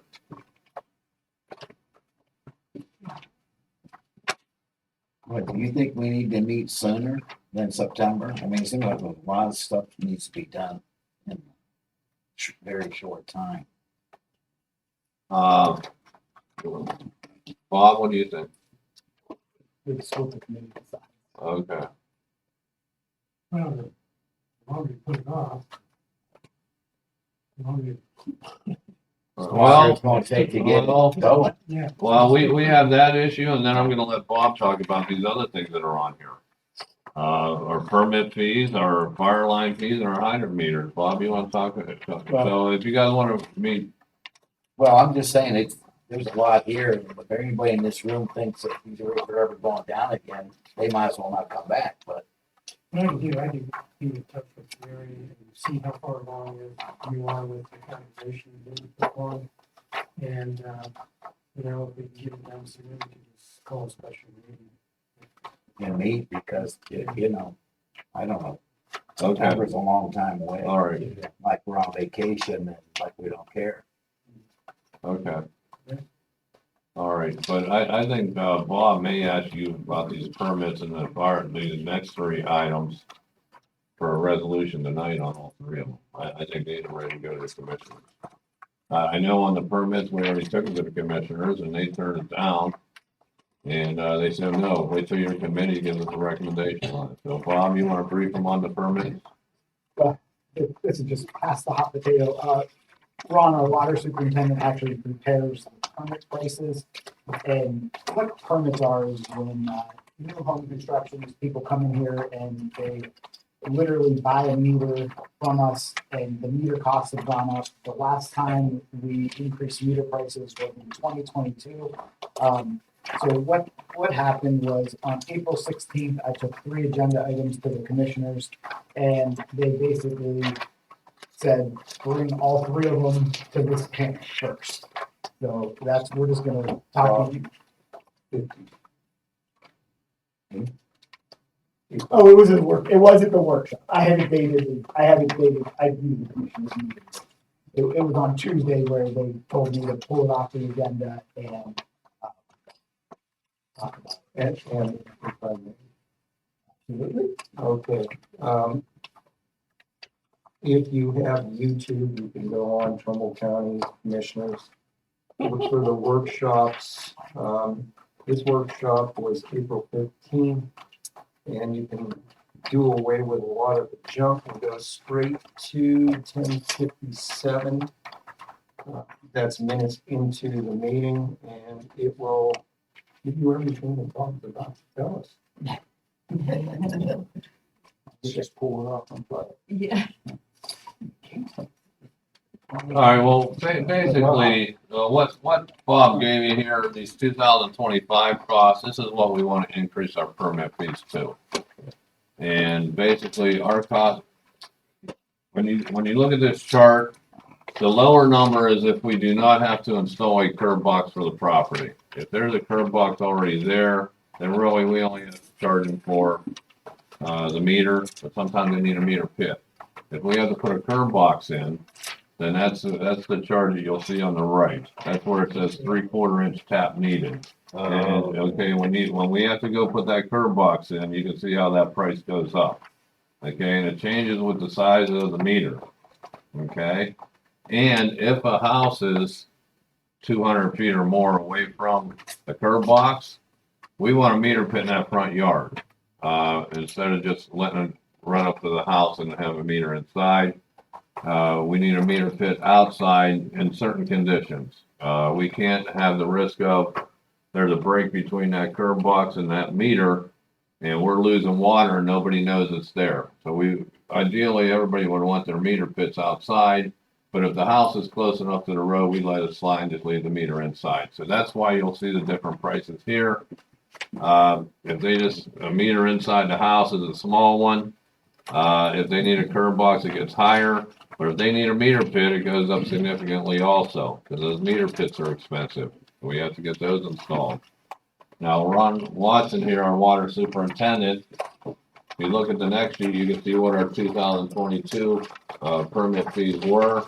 But he has looked at the cost of the meters, the cost of the meter pits, the cost of the construction, and right now we are losing money every time somebody connects into our water system. Well, we're not making money, we're losing money, and we just want to break even, and that's what these 2025 costs are, and what we want to increase them to. I'm kind of surprised you need us to raise the rates of something that actually physically costs you more? Losing money how? That's all I need to know. The price of the product. Yes, like right now, we're only charging $4.75 for a new water customer to take out a permit. And, that includes the couplings. Let me see here, yeah, It basically. $48 for the cost of the couplings. device. Yes, Basically, the cost of the material and the labor both increased since 2020. That's it. So you're the one putting it in? Yeah. Okay, then that makes sense. yeah. That's, they That's need all I all was should be. If you're the one spending the cost. Oh, yeah, we have to buy the meters, the couplings, all that, and go I thought it out. was a third party and that makes common sense. If you're putting These it in, should all be increased as soon as they're increased to you. Yeah, actually, that makes Yeah, total there's sense. just, nobody in here is gonna run a business to lose money. You can't buy something, and give it away. I mean, it's unfortunate. It really is. I mean, Yes, but this place gotta start breaking even at least. Am I reading that you're talking from 475 to 4950? no, 475 to 525. That's for a meter inside a house. That's for a meter inside a house. 4950 to 5,000, that would be if we had to put a curb box in. All right, no, I understand. Okay, I'm good. but Ron, I'm a little confused here. The next sheet, it shows the 2022 costs, and they were lower than what's on 2022 shows that our permit fee was $429. Yeah, 'cause it's going up. Yeah, that's 2022. This is 2025. What are they currently? Are they the 22 rates? Yes. Yeah, they're paying The 22 rate, so what are we showing 475 and 5 1/4 for? That's what we want to move it to. Oh, okay, So okay. the 2025 costs are what we propose. That's new construction, okay, I see. So don't let the gold numbers on there. Forget about that, if it's a new house and it's not metered yet, we charge a little bit extra that they can use water in that house before there's a meter put in. So don't look at that, look at the number on 22 where it says 429 and we want to take it to 475. Over here, 3,700 goes to 4,950. That's a pretty big one. With the meter pits, you can see how they went up 3336 to 4755 and 4,092 to 5652. Is this an upfront cost to the customer, or is this a cost that's factored over their bill till it's paid off? The customer has to pay this up front when we do it. Yeah. Okay. What happens though for a lot of new construction is the builder comes here and pays for it, and then the builder just includes that in their cost. You need a motion from us to adopt that, or you're just gonna do it? No, we need a recommendation in those, in those minutes, in order to take this to the commissioners. You have all the backup on cost. Yeah. I think I We did. have all the Did I get backup provided. Well, we have the actual invoices from the, like, it was a lot thicker. I just wasn't gonna give it to everybody. Have we tried to find cheaper? So the majority of our costs are meter costs, and it's kind of like you're either an Apple person or an Android person. So all of our software that we read with, our hardware that we go out and radio read with, all works with our Necro meters. So we had met with another meter, I can't remember that, and their meters were cheaper, but we would have to either have two reading systems, which cost us more money. And when I say their meters were cheaper, they were also cheaper. Like ours are a lot of brass in them, and this was a little bit more plastic, and there's some longevity. Most of our meters are now approaching 20 years old, and they're okay. It's not just that, it's the cost of material, when we do a meter set, or if we have to install a cap, okay. those, the price of the saddle, the price of the pipe, all that went up. Okay? And then we have to factor in, so we bid out to, we don't do our own digging here, we go to contract services every year. So we use usually the lowest, and right now it's been Lee's Excavating for most of it. And we have to look at his prices if they increase in 2022. So what we do, when I develop this, we go and we actually get the price of each item that's involved in this install. Okay, then we go back and we look at what did it cost last year when the contractor performed a similar install, and then we take an average of that, and that's how we come up with the cost of it. And it's like anything, the prices have gone up. And so But we only have, what you're saying is Trumbull County can only buy 1 meter from one supplier because they're holding you hostage with their software. But the other, And we want uniformity across the county too. Well, you do, but if you're being held hostage by their pricing because they know you can't change, then maybe that's not the right situation to be in either. well, actually, some of the bigger meters, they actually went down. Okay. So even so, some of the material costs might have went up. The actual price of the meter actually went down. Okay. So it wasn't such a big hit. Yeah, we're just curious. That was all. Majority is installation. Oh, yeah. What do you bid that out, like per year or something? Is it like, And contract services is bid out, and like this year we only had 2 bidders.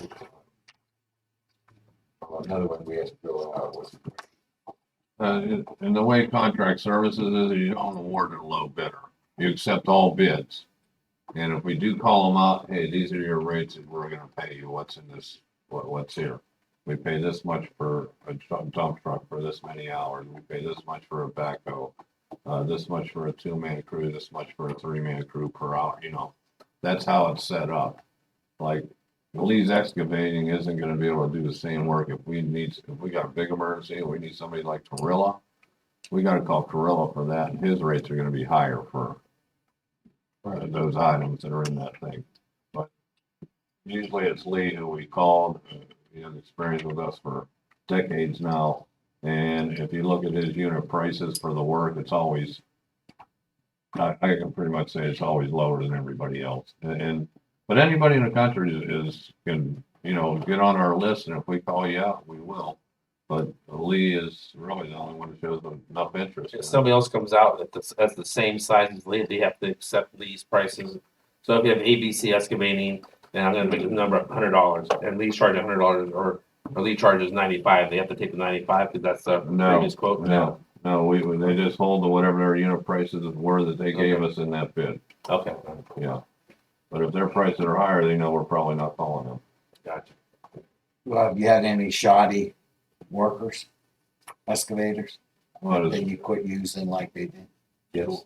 Okay. Yes, we've had other people try to come in, yeah. We've had some that did shoddy work or didn't. And then you They'd show up for the job but didn't have equipment. Yeah, there were instances of that through the years. I'm a Other big fan, people you that don't get paid for it. Just come out on the truck. Yeah, they kind of got terminated. Yeah. Okay, Ron, just so I'm clear on this for a motion, and we're looking at the 3/4 by 5 radio meter all districts, the 1-inch radio meter all districts, 1.5-inch radio meter all districts, 2-inch radio meter districts, 3-inch radio, 4-inch radio, 6-inch all districts. Yeah.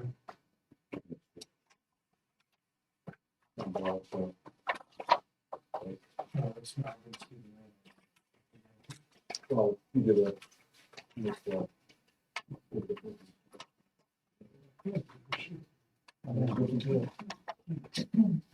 Oh, okay. So you, This one,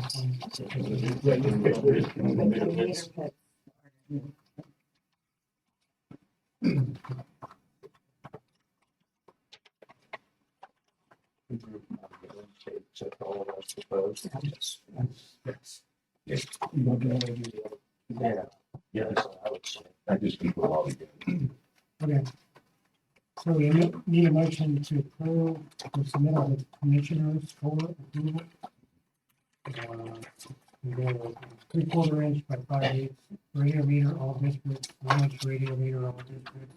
Meter pit for 3/4 inch by 5/8 radio meter. Meter pit with 1 inch radio meter, 1.5 inch radio meter, all districts, 2 inch radio meter, all districts.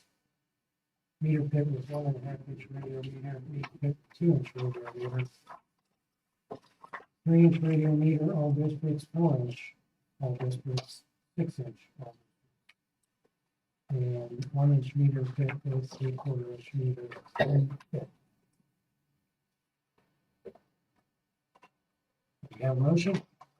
Do we modify that, have the, fire, under the fire line? We're gonna do separate on those. So, yeah, they're separate resolutions. Make a motion. Bill Cohen. Awesome. All in favor? Aye. Opposed? Do these rates need to be reviewed quarterly? Does the supply prices change quarterly or annually? Annually or even every 2 years. I mean, we went from 22 to 25. Okay. I mean, we don't. I'd say annually. Okay, fine.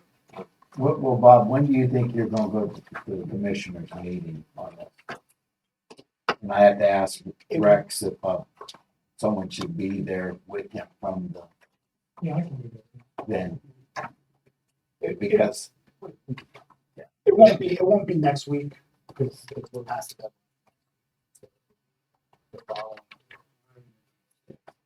well, I just think they need to know that we need business, and it's not their fault no more than it's our fault, but we have to get this turned around.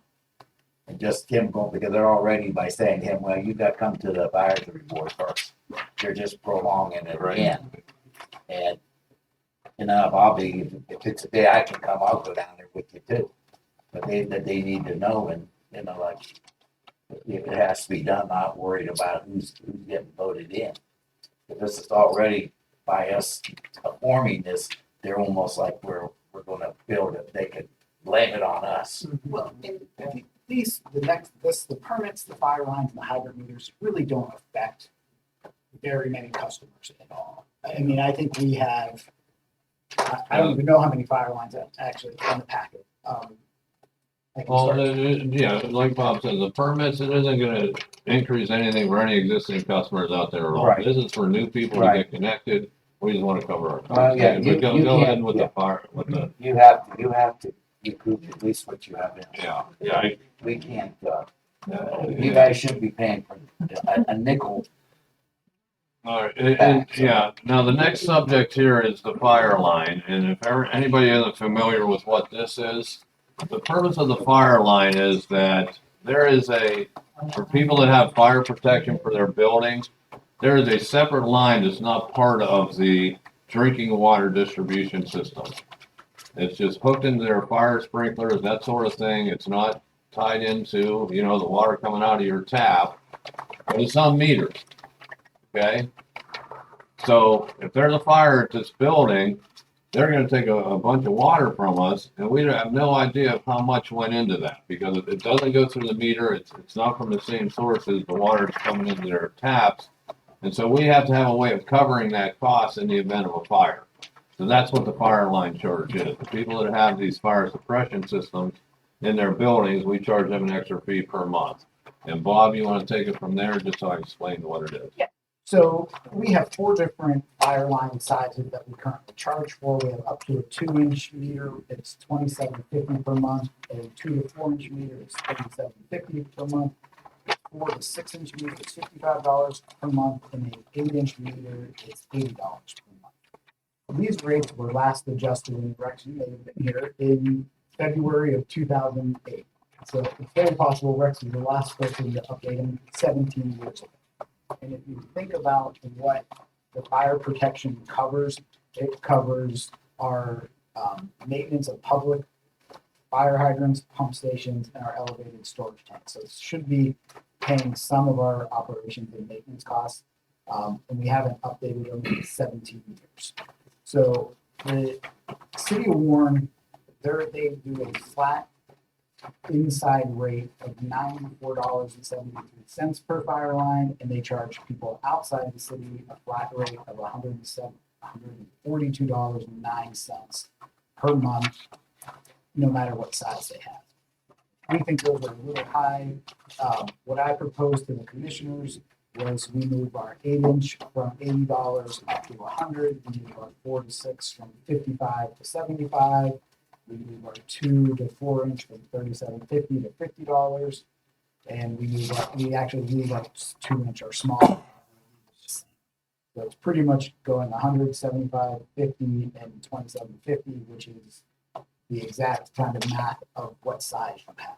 So we're charging a 6-inch meter 75% of the 8-inch cost. We have 117 fire lines total. So increasing this rate would net us about $25,000 per. So not a small amount, not a major amount. They're affecting 117 people, and I'm thinking over 17 years, increasing it one time, it's legit. There's no meter inside their place on these, is there? Right. Do we not require like a double check detector? Do you have a detector? Yes, they have to. On the detector? Fire lights have to have a double check. Well, in the detector too, so if they're not blowing. Some of them have the detectors on them. And then, do we have combined services? Combined services within the building? I like combined services, but I let them split outside the They building. have to split up. But I have to be careful on that. I have to look at water quality, if it's gonna affect water quality, if it's a large fire line and it's a small service coming off that for the domestic. I also look at, how big that fire line, that main line is. And if it's too big, it's not even giving up turnover, then, I won't permit it because like, they would have, it wouldn't be trackable. Sure. Okay. It'd be too old because it's a big one. Okay. Well, let me ask you this, since we're talking about fires. When the fire truck goes out and it meters the water, do we send the bill to the insurance company for the water? Who pays for that water? Comes out of that hydrant. And if no one's paying for it, why aren't they? Well, I mean, if my house is insured, my insurance company should cover that. I've heard that no one charges for that. How's it metered? It's ridiculous. It isn't. It can't be metered. How can it be metered when the fire truck's on it? I don't know, can it? Well, they hooked the fire truck, I got hooked up to it. You And have a then flat they rate. pressurize it, and then it goes through the lines, and there's not a Yeah. meter on that fire truck to. No, there are hydrant meters, and Bob's gonna get to that here real soon too. That's our next subject. Okay. Is there a reason why It's we a didn't hydrant make it meter, but can you imagine a fire truck, there's fire going on, he's gotta put this on the meter there before he starts fighting the fire? Call the fire people, make the trucks, and they'll install one meter.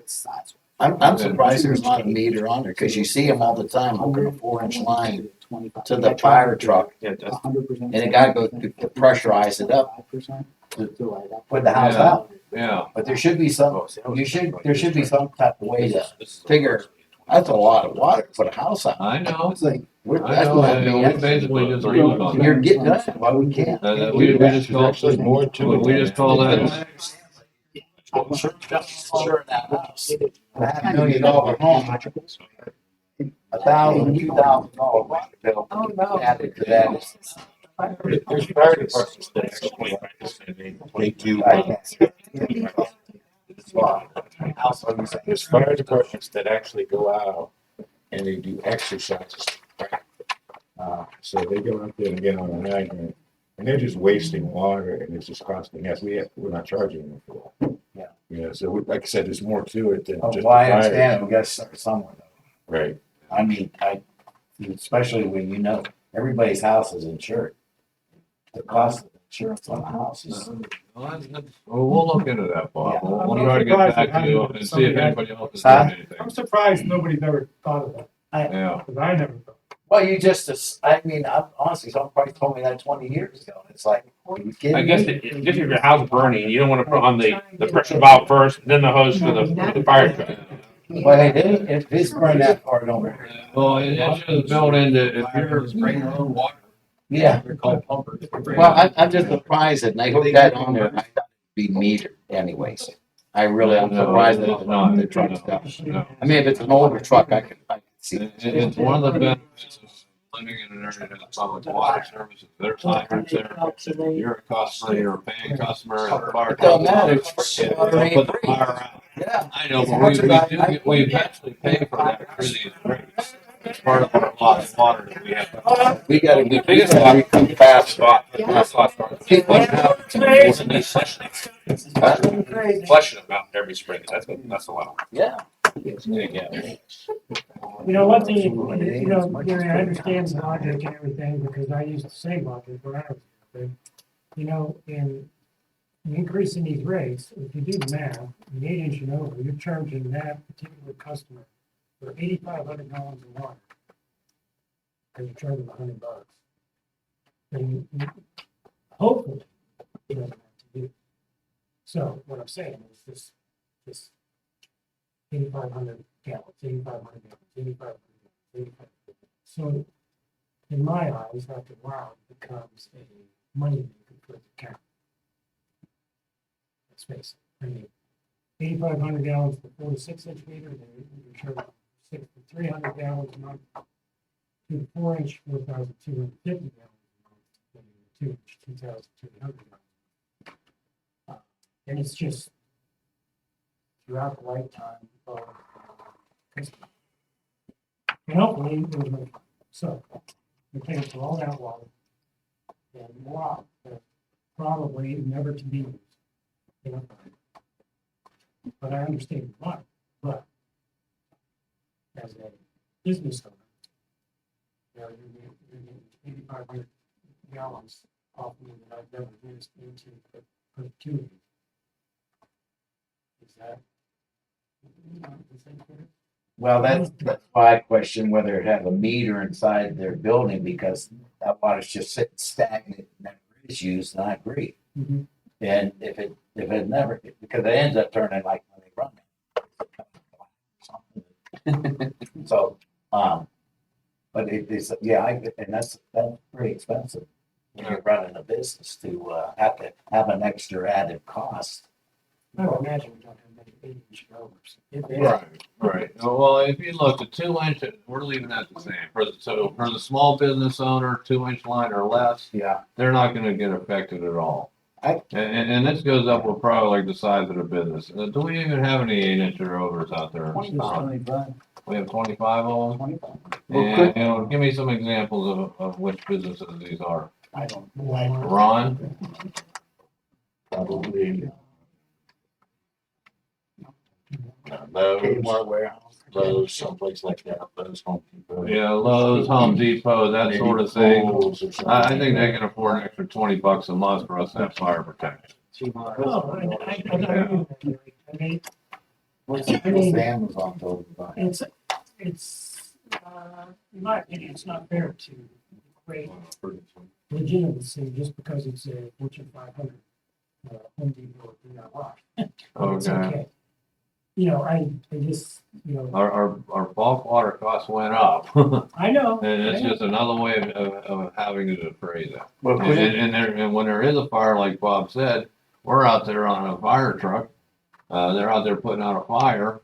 And then this helps, what would you say? This helps absorb some of that cost. We're actually like. Well, you really don't even know You're what right. the cost is. Yeah. You don't really know. That's how- Sure.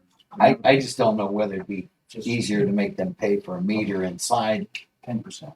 and then it's done, and then they don't get charged. If they pay for that, have to have that meter in their place. If it doesn't ever turn the nickel on it, they're happy. Well, who's gonna make sure that meter, if that were to happen, and because the fire system's loaded, and if it never gets used, who's gonna make sure that meter is actually operating correctly? guess that'd have to fall under your department, and you guys would have to charge a fee to go out and test them. All right, then we gotta charge them for that. Well, that's meter, too, okay, and but, these are yeah, big but meters, and yeah. it costs thousands of dollars. I got backflow preventer, big one, so I know, 2 inch. All right. Do any business complain about this fee? No, not that I know of. That's the answer. Well, it's just something to think about, that's why we're all here. But I thought the same thing Rex did, it's just sitting in there and they hope they never use it, but pretty expensive monthly bills. Oh, you. All right, I do say. He pulled up AI, it's a typical house fire, at least 3,000. It's aggressive. 3,000? That's it?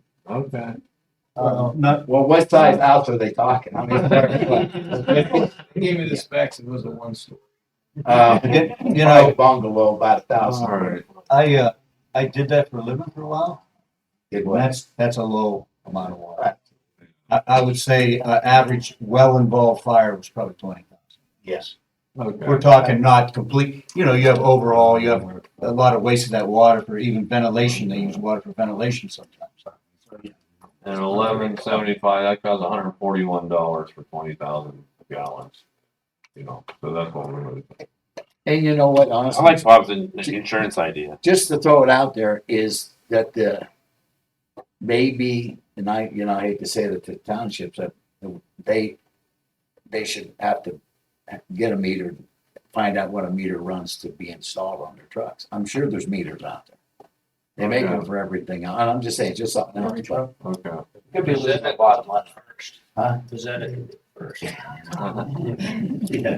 Well, you do what you gotta do. Experimental. Yeah.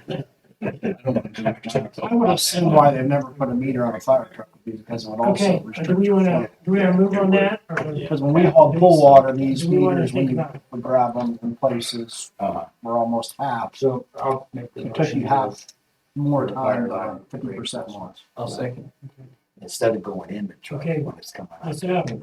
We have a, Well, but it still would slow down the flow that you're pushing out.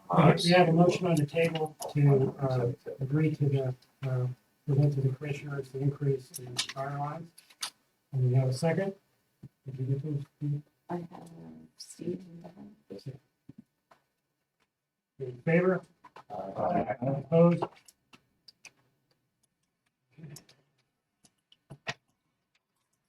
So the last item I have is a hydrant meter, that we again have asked the commissioners.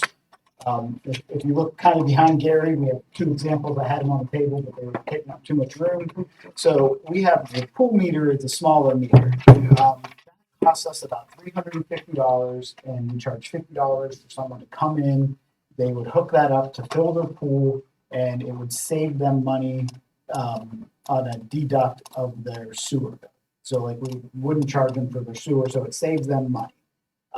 We charge $50 for that. Costs us $350. So we turn them over enough in the summer, not a big deal. If it breaks, I mean, we throw it in our scrap pile and we end up recycling. If it gets rented out 7 times, we made our money back. We Okay, broke it. basically is what he's gonna get to. Now, Yeah. let's get to that. This big monstrosity is, I put the price on the back of it. It is a hydrant meter with a backflow prevent. The cost of that is $3,500. We rent them out 20 to 30 times a year. And they often sit with a contractor, with a road company, with someone with a tanker truck. It'll stay with them all summer for that $50. So they take a $3,500 piece of equipment and they pay us $50 and they bring it back, and it has a meter on it. So we charge them for the water they took from us, so they used from us. What we want to do, an engineering technician, I kind of did some napkin math and told me that we should be charging $500 every time someone takes it out to just recoup the cost. Gary and I think that's a little too high and absurd, and we're not trying to make businesses struggle.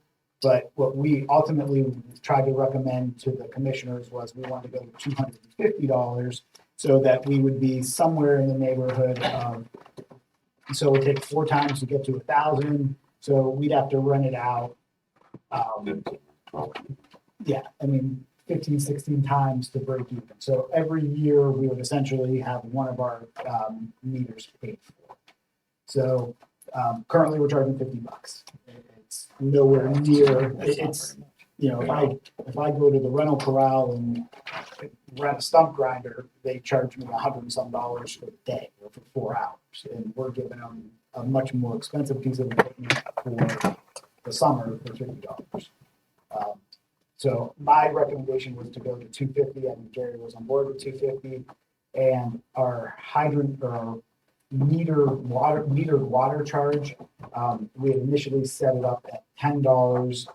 And I'm sorry, I don't know what year that was done, but it was done some time ago. It was considerably higher than all of our other rates. And okay, well, Did you do that, Rex? So I'm just trying to keep up with Rex on these. And haven't been doing a good job. no, we have not. No, it's not. So we wanted to move the hydrant water to $15 per 1,000 gallons. So I'm not, and if anyone wants to go try to pick that meter up, it's a big piece of equipment. A question on that meter, if they run it all summer, what, are they signing something if it's damaged, they replace it? When we bill them, so when they bring it in for their final bill, we look the meter over, if there's any damaged parts, in addition to their, the water that they consume, then they're gonna pay for the damage. They put a deposit down on that. They don't, no, Just they, just the just the $50. $50. That's different. Time, I mean, can you do it all summer? We've got people that keep them for years, like bulk water suppliers. And what we do is, we say, okay, it's $50 for this year. And the next year, then I'm gonna charge you another 50. And we wanna raise that. When we go to 250, if you gotta keep it all year, it's $250.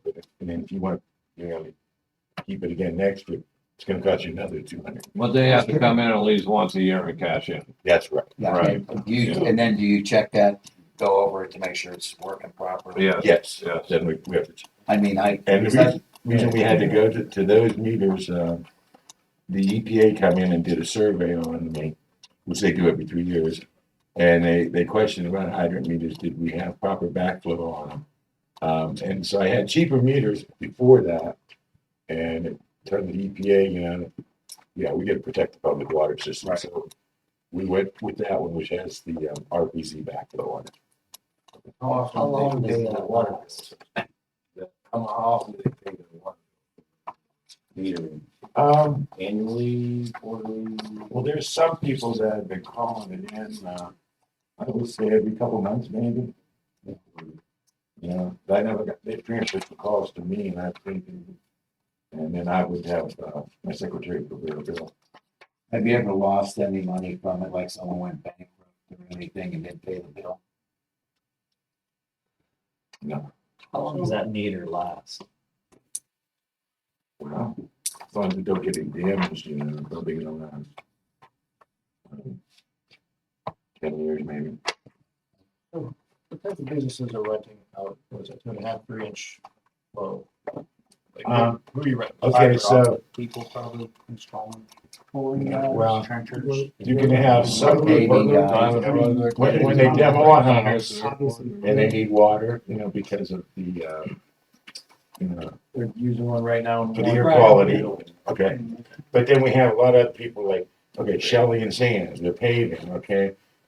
Big pavers that are out there, okay, they're the ones that, are keeping these bulk water haulers, okay? If they wanna be a bulk, they can rent one of those, and that, the nice thing about that, it's portable, so they can move around, because we have the 7 water districts. Yeah. So if that water hauler is in a different district, he's got a portable meter that he can put on. And yeah, So your bulk water haulers are a little different case, but if you're demoing a building or paving a road, you've got a month, 3-month project, you're not talking a 3-year project typically on many things.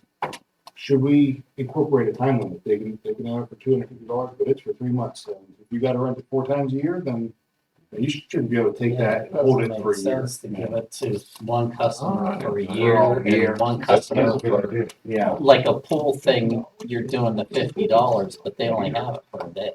Well, Yeah. let me say something on that pool thing. City of Warren, when I filled my pool up one time when I lived in Warren, they did charge you for sewage. Then they changed it to where they charge you for sewage. And I said, well, why do I have to pay sewage? Well, you're gonna empty that pool someday, whether it's in your backyard. So they, on your water bill, unless they changed it, you fill it by your hose, you're getting a sewer bill too. Boy, Oh, jeez. did you know that?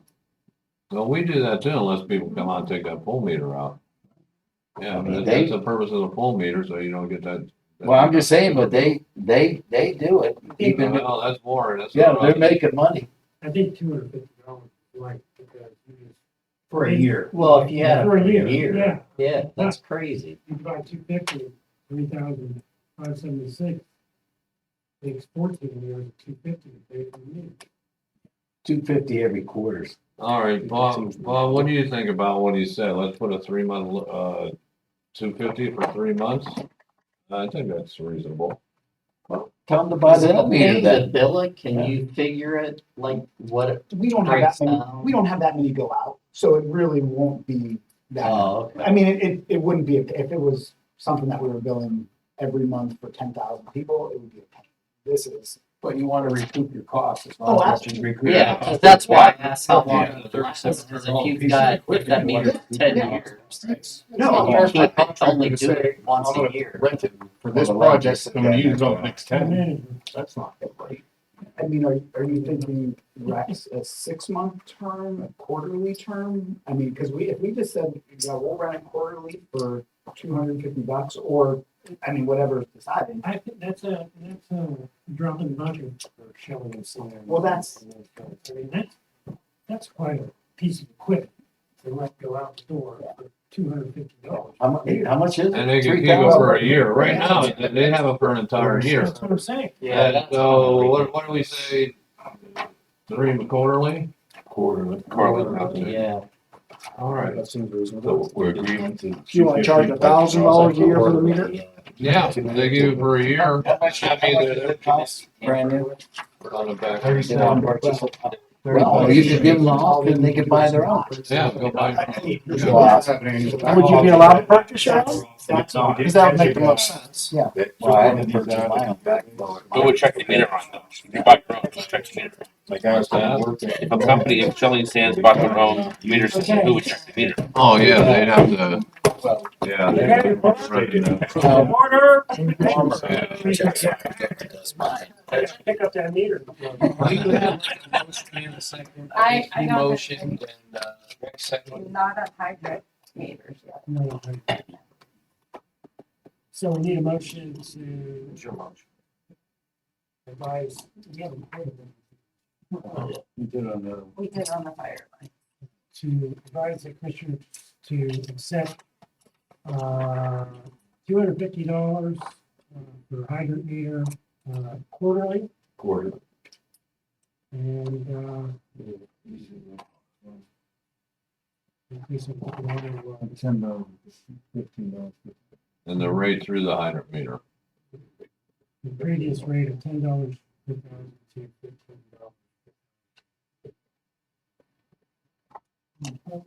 Different device. That's a small, that's a.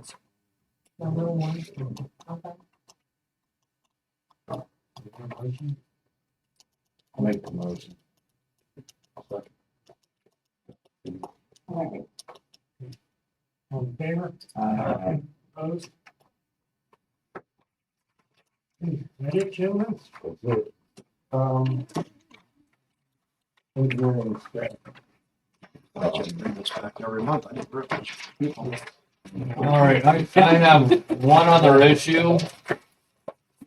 And if you look at the sanitary engineer personnel chart here. If you look at the top up there under assistant sanitary engineer, that used to be Scott Verner, but he went to become the chief engineer, at MVSD. After he vacated that spot, I sent a resolution over to the commissioners to promote Bill McCoskey to be my assistant sanitary engineer. And I got a response back from them that this committee needs to approve something like that. So, I'm letting you know now that, I need, besides just moving Bill McCoskey up, that right now, our Vienna office, to run efficiently and to be able to provide the services, we need 5 engineers in this building. And that's what we had when Rex was here. And right now, there's 3. There's myself, Bill McCoskey, and Chuck Miller. And I need to bring on 2 more engineers, promote Bill McCoskey up and bring on 2 more staff engineers here. There's one of the services, the biggest service, and one of the biggest ones is petition projects. We designed the petition projects in-house. We saved considerably on the assessments if we do the engineering in-house. I think Dan, State Line Road, engineering there, we're doing that in-house. Phil, you're familiar with Scoville, Smith Stewart, do the engineering in-house. It saves people money. We've lost that capability. I probably got 7 or 8 petitions in there for various water and sewer projects we can't move on right now because we have been understaffed in this Vienna office and I cannot move forward with them. Now, aside from me needing to hire 2 more staff engineers, we also have a large problem with upcoming retirements. Ron Watson here, my superintendent. Ron, what's your predicted retirement The day? last day will be September 30th. So Ron's getting ready to go. 2028. Yes. No, this year. Chuck Miller is going to be retiring in September of this year. And when's Bill? Bill's gonna make it to the end of the year. Bill Durst. Bob? Bill bought a house. Looking at the end of this year, the beginning of next year. All right. So you can see that there's quite a few of us that are getting long in the tooth here. And Ron Watson, Chuck Miller, and Bill Durst are soon to be retired. So I'll be coming to this committee, wanting, in the upcoming months, need to be able to bring in more people to replace them. What I'm asking for from the committee tonight is for me to move forward with promoting Bill McCoskey to Assistant Sanitary Engineer and to start the recruitment process to bring in 2 more staff engineers. Those are the replaced ones retiring? No, right now we're understaffed. We only have 3 when I need 5. You think a recommendation, and I understand, but without having a dollar amount attached to that? I know the commissioners in the past were saying about your personnel costs, and I understand, but is it privy for us to know that? I mean, I wouldn't be comfortable making a suggestion if I didn't know you had the funds available. Well, what do they start at?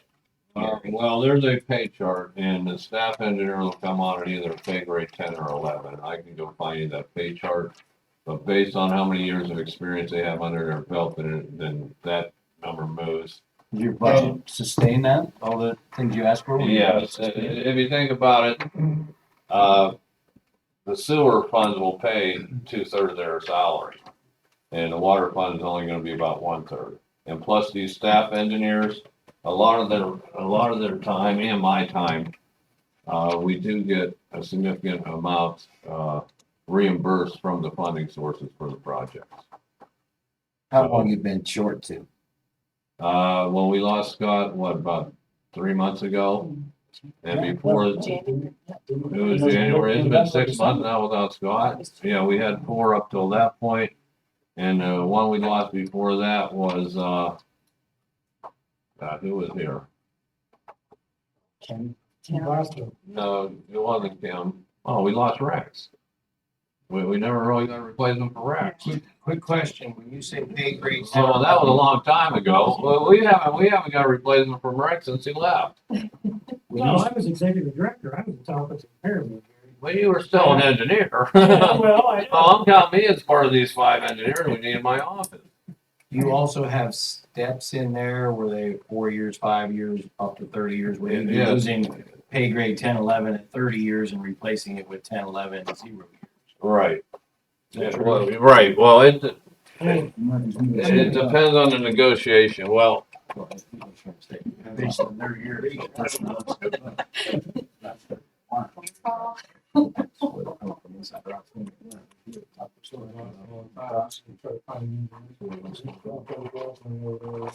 all right, here's the pay chart.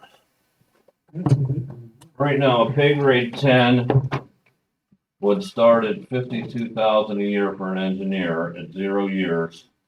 And if they came in and they had 27 years experience, it would be 78,000. So we're looking at a salary for pay grade 10, somewhere between 50 and, I don't think I would go higher than 60,000 on a pay grade 10.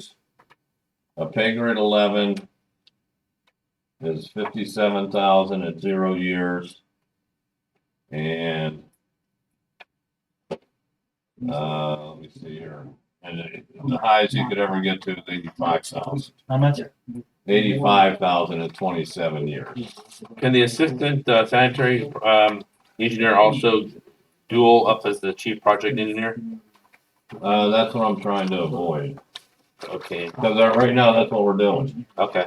What I'm saying is, if we can get you one more engineer and Bill can maintain in 2 spots, at least takes a big chunk of burnout because we're looking at finances. Okay.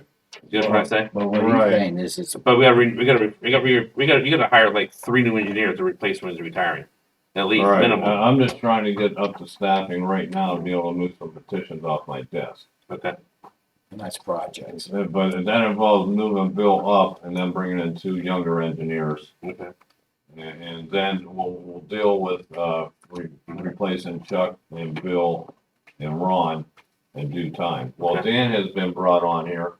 When did you start, Dan? Okay, so Dan has been here since last August, and the Okay. purpose of bringing him in last August is we didn't have a position of assistant water superintendent. Sure. We knew Ron was going to retire, so we were able to bring in an assistant.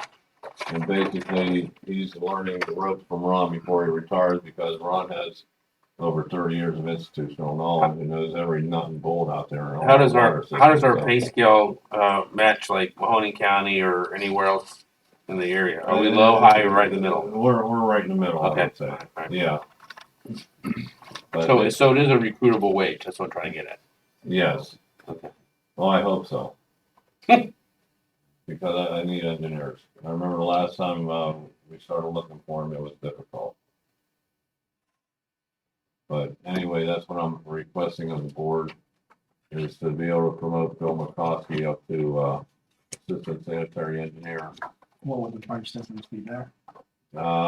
He would go from he's a pay grade 13, and he would go to a 14.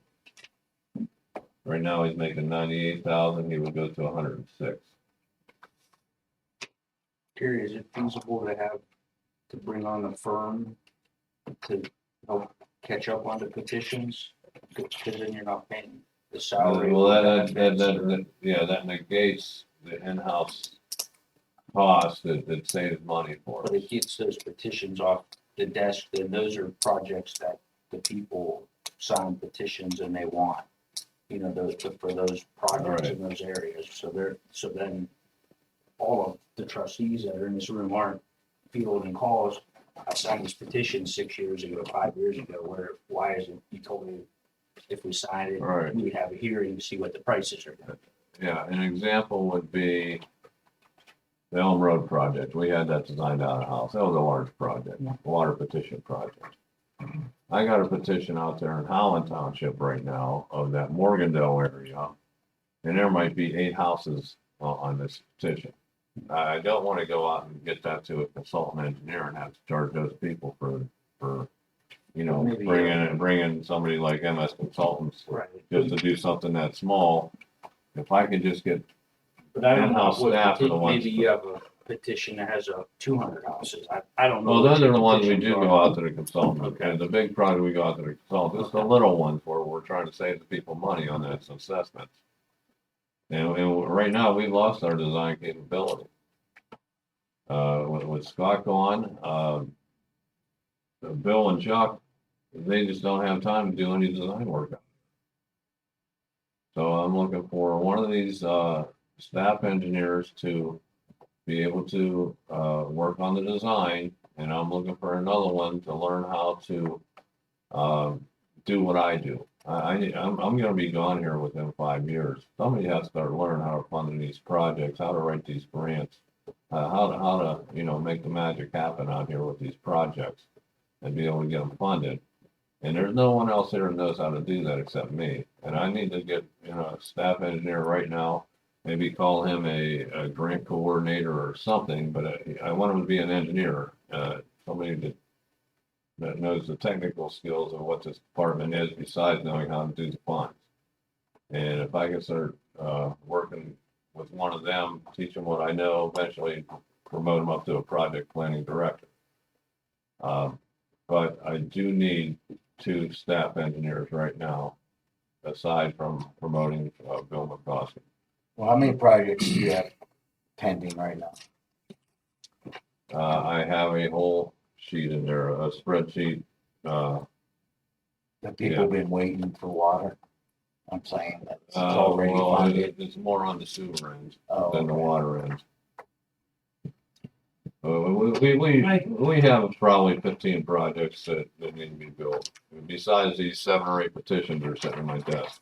I understand your dilemma. These are my thoughts for what it's worth. You just got a rate increase. You have on 601, and balance of $127,000. And you're asking to fill, well, I'm not sure if you're asking permission for all these positions, but at least 2. Last year, this department's crippled a little bit. And you are saving some money that's got left in January. You're saving healthcare and salary. Without getting together numbers, I would wait a few months for the get more solid footing in yourself with the money you're generating, this increase rate, and become more stable. That's my recommendation. Well, I remember when the rate increase was going on, you guys did have a good time, commissioners. Very difficult fight. Yes. And you know as well as I do, the first thing that all employers say is what's costing more money is your employees. Of course, you need your employees.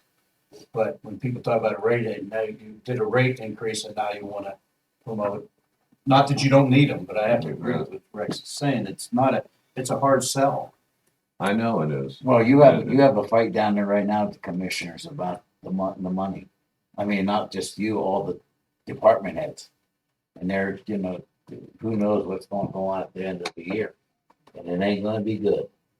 And then I think you shouldn't probably ask either, because we're trying to help you out with that. I think- Okay, My- well, we can talk, okay, My go ahead, Doc. My 2 cents is, don't give them the title as assistant, number one, but I think you do need to hire at least 1 engineer. If you're down 2, you need to hire 1, the number is 60,000, it's half the little bit, but you have these retirees, you can't wait till the last minute, start interviewing people to replace people that are retired, so truthfully, you need to start recruiting at least 1. I would hold off on the title and at least try to look out there and hire at least 1 engineer, because you're gonna be losing 2. So you're gonna be down 3 eventually. You can't wait and have that part running efficiently. Well, that's true. It's just the fact that the commissioners, I they understand. hold your money. They're just afraid. They don't want to put a sales tax on. They're trying to keep everything. No, they don't. Our budget is entirely off of water. No, but that's in the back of their mind. Yeah. Well, Bob asked if they can hold up our money, and Yeah. it really doesn't work that way. We're an enterprise fund. So these people that you're trying to hire, they're already figured into your fixed costs of your operating budget? Are we actually creating new positions? No, these 2 that's gone, so it would just be refilling them. Yes.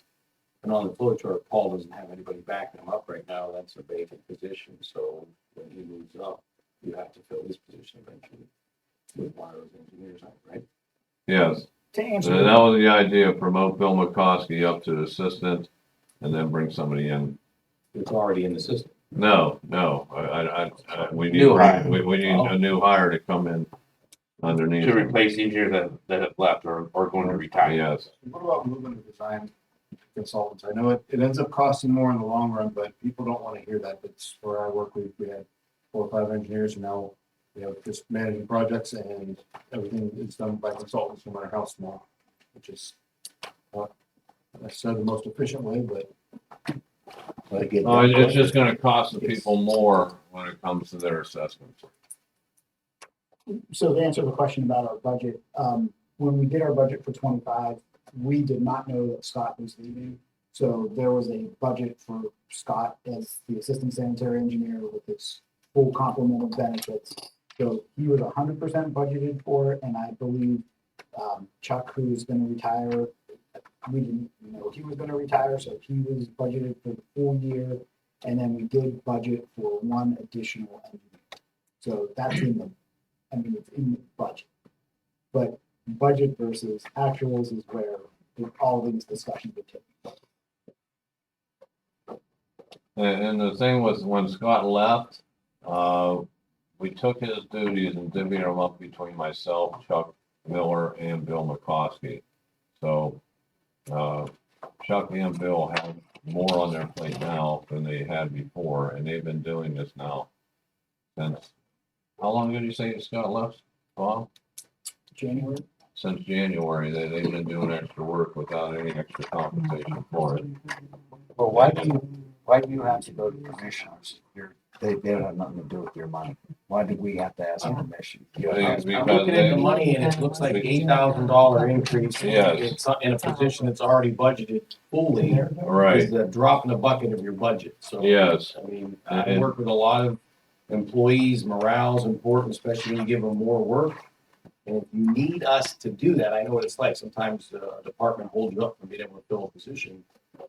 I have no problem doing it. I mean, this sounds like this might be an issue where there's not as many yeas and nays as possible, but I'll make the motion to move Paul up. It's Bill McCoskey. Bill Paul's his brother. Paul's his brother. That's who I'm used to giving. Yeah, okay. Sorry. You also make a proposal to move them up and hire at least 1 engineer or not? Well, yeah, I mean. 1 additional engineer. If you need us to allow you to go get that person. Yeah, I the amended motion to move the guy up and hire 1 additional engineer. I'll support that. We got a motion on the table. First and second. I'll second it. Which way are you giving them the title? Giving them what did the doc say? The 8,000 a year raise. Yeah, give him the title and hire 1 more engineer. And give them the title of assistant. Yes. Is board motion? Nope. Yay, Yeah, aye. was against? Nay. No, not A.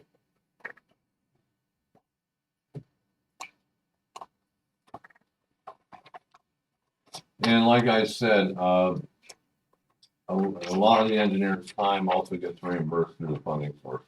As a matter of fact, I have a chart, I don't have it with me now, but over $500,000 in our salaries have come back to us over the past 5 years, so we get about 100,000 a year back from the funding sources. I think I think we're with you 100%.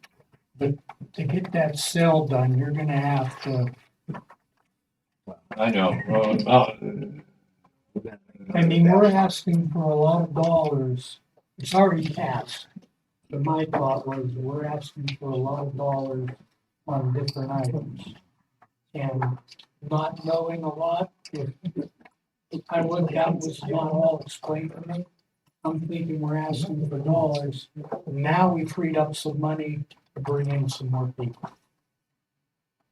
Well, and if you're That is gonna be budgeting for left for that, the if you're budgeting. Yes. yeah, but our services to the public have gone down right now. Right, I get it, and I, Due to my lack of say, we staff. have a motion adjourned. Motion. You don't have to vote. Who made the motion? We're adjourned. Yeah, Ryan made the motion.